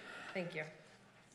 The RAP tax, we are proposing that we put forward to the citizenry for passing. And that requirement under the state code requires us to give notice to the county before we can do that. We're not allowed to have a RAP tax. Let me explain what a RAP tax is. It's a recreation and parks tax. It's a 0.01 tax or 1% tax paid at sales, a point of sales tax. So for every $10, we're talking a penny. It is not on almost all food and food ingredients on that sale. So we're talking another tourist tax is what it boils down to. This is the only tourist tax that Moab has not implemented. It's the last remaining tourist tax that we can kind of put into play. So it would have to go before the voters. We're not allowed to implement one in a county that already has it. Our county doesn't currently have one. But we are required to give them notice that we want to do it and give them the opportunity to implement it on a countywide scale before we implement it. So that's what the question is tonight. Is this something based off the language that is in the packet that we want to put before the voters at our next election and give the county notice that we want to do it? We have prepared a frequent asked questions page, which I have pulled up, and I was prepared to show you guys everything and go through it all, but in the lateness of the hour, it has what is a RAP tax, what is the RAP tax for, what is the process, who pays it, how much can it generate, all of these types of questions. We are also preparing a website that will go along with this, and we will put that information available on that website. Let's see if I can, I had one pulled up here. This is Vineyard, Utah's. They did a RAP tax, something like this. Oh, Vineyard? Yes. It's something like this where We'll we be have, marching with the mayor of Vineyard. well, you'll have to ask him about it and get some good, or her, ask her about it and get some good info. That's why we're marching. You don't, Who run the world? okay. I think this has all been helpful. Is there a motion?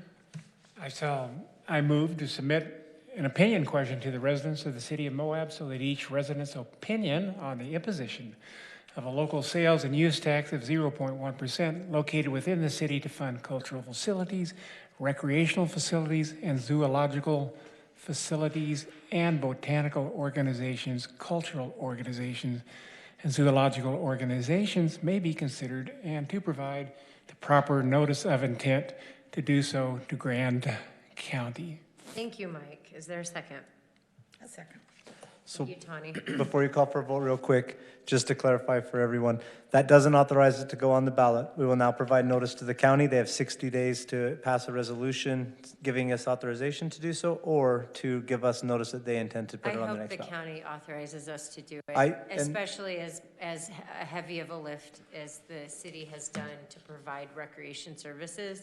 I would hope that the county supports us in getting this RAP tax for the city. We look forward to meeting with them about it, and Yeah. as we provide them the notice, we'll set up meetings and try to set up meetings with them if they're open to that. Joel, not to have you go through your whole FAQ now, but I did have people contact me who wanted to know examples of what this could be used for in our community. So could you actually list some? Because I think probably for transparency and being asked to vote on this, Yes. it probably helps people understand locally Absolutely. what we're talking about. Like, yeah. It can be used for the MRAC, the MARC, recreation, the gym, operations costs for those facilities, or getting new art facilities. It could be used for expanding the pool if we add pool costs. It can be any, if we wanted to build a zoo. Well, I did get a question about that. Does that Are all animals? Does that get defined in any manner that has It any does. relevancy to stuff we currently have? No, we can Yeah. expand it out to new programs as well. But with the situation the city's in, we're looking to use it for what we currently have and to expand what we're currently using. We're not looking to start a zoo. That's how rumors get started, I guess. Well, and I guess one of the other questions. We're not starting Or a not zoo, starting a Carter. zoo. But you could. I mean, that's one of the You can things just you put could. us all in a cage Not. together, yeah. But yes, it would be used for Or those a art zoo. programs, the MRAC, and the recreation programs we're currently providing. Okay, because it lists cultural organizations, so I mean, one question I got was like, oh, does this mean you're gonna fund local cultural, It art or other potentially community could. organizations? So, okay, because It potentially could. I We know could folks who wanted to potentially, know that. once we get it in place, if it passes, and we're collecting it, and we get an idea for what type of pool this is generating to be used, I mean, we'll see what uses we can expand within the framework of that rule for sure. Okay, and the other thing that's just probably last thing helpful to people is I got the question of, how much might it generate, say? It will depend, Yeah. because like some cities have more sales than ours. In ours, we're projecting, somewhere between 200,000 to 400,000 a year is what we're thinking. But we're gonna hone that number in a little more, and as we go further into this, we'll get you a definite, Okay. a better picture of what we're looking at. But that's we're trying to be conservative, and that's what we're thinking. Our recreation, like the mayor says, we offer all the recreation services for the youth throughout the county, and it operates in the red, and that, we know that. We know it's going to every year. We don't expect it to make money, but this would offset a lot of those costs that we're currently absorbing. And again, it's a tourist-based tax for us because of our sales base. Okay, sorry, and one last thing, just timeline. If the voters decided they want it, like when is the earliest time it would start, assuming, So- they wanted it? There's so many different scenarios that can run down. If the 60 days goes and the county gives it back to us, we could potentially have an election cycle for it at the end of the year. It'd be implemented either, I think it's 90 days after it's passed. So like, it would be a while. I mean, we're probably talking, it'd probably be 8 or 9 months at the earliest, if in the best case scenario, if the county decided that they wanted to implement it, and they have a year to take that opportunity, so it could be up to 2 years in that scenario. So 8, 9 months the earliest, 2 years the longest if they chose to. And if the county chose to do it, they would put it on their a county-wide ballot and they would vote on it. If the county, this almost couldn't happen here, but if the county voted it down on a county-wide, but the majority of citizens in the city boundary voted yes, the county could give it back to us and say, it got voted down, but you can still pass it because the majority of your citizenry still chose to pass it. It'd be hard to do here, but that's a possibility. Interesting. So is it necessary for state law to include zoological facilities and botanical organizations and zoological organizations? That is the language that's in the code, and so I wanted to give you all the options as to like what you could use it for. I just wanted to give you that information. So Vineyard doesn't include them. Does that mean that they will be precluded from spending on those things if it passes? No. Because it does seem like optic-wise, it might be better to keep it simple and focused on the things that we intend to And we fund. could do that as we start actually this process of information and getting the webpage and building what we're going to do. This is more for you guys to understand like what your options are, what it's for. The only error that I found in it is that I put in there 8 years. It was 8 years if it was passed before July 1st, 2011. It was 10 years after. I just got my numbers crossed when I was typing it up. But it would be passed for 10 years. At the end of that 10-year window, we would have to pass it again and renew it the exact same way we've currently done it. And it'd be for another 10-year window, basically. It might already be on your FAQ, but if not, can you put some things about potential timeline for people, just as they start thinking about it? I'm thinking about all the people who are trying to weigh the impacts they're going to feel from increases in property taxes, so they mentally. Again, this is not a property tax. Right. This No, is in but no way. Yeah, this is I in know. no way. This is. You can state that, but I'm just thinking, the way a No, lot of residents think I is cannot- like, crap, life is getting more expensive, and I No, don't want it I to. cannot state this more clearly. This is a sales-based tax, and it does not apply to basic food ingredient purchases like the vast majority of what you're buying at the grocery Right, store. I'm If you just go to saying, dinner at a yes. restaurant, they're going to charge you a sales I tax. know a lot of residents who, also Absolutely. feel the No, I- non-food stuff, so. I will gladly repeat that as many times as you will ask me. This is a sales-based tax that will not apply to food. So the majority of the citizens living in our community are not going to be paying into this tax for the most part. I mean, if you go buy a t-shirt at the t-shirt shop, then yeah, you'll pay it. But the majority, but the majority of your purchases, like most of us, are probably at City Market and Village Market and are buying groceries, and it's not going to be included on the majority of that purchase. And it's 1%, 1 cent for every $10 spent is what it equates to. Anything else? All those in favor? Aye. Motion passes 5-0. Approval of the bills. Is there a motion? I move to approve the bills in the amount of $144,222.73. Thank you. Second? Second? Thank you, Karen. Any discussion? Nothing very exciting. Let's see.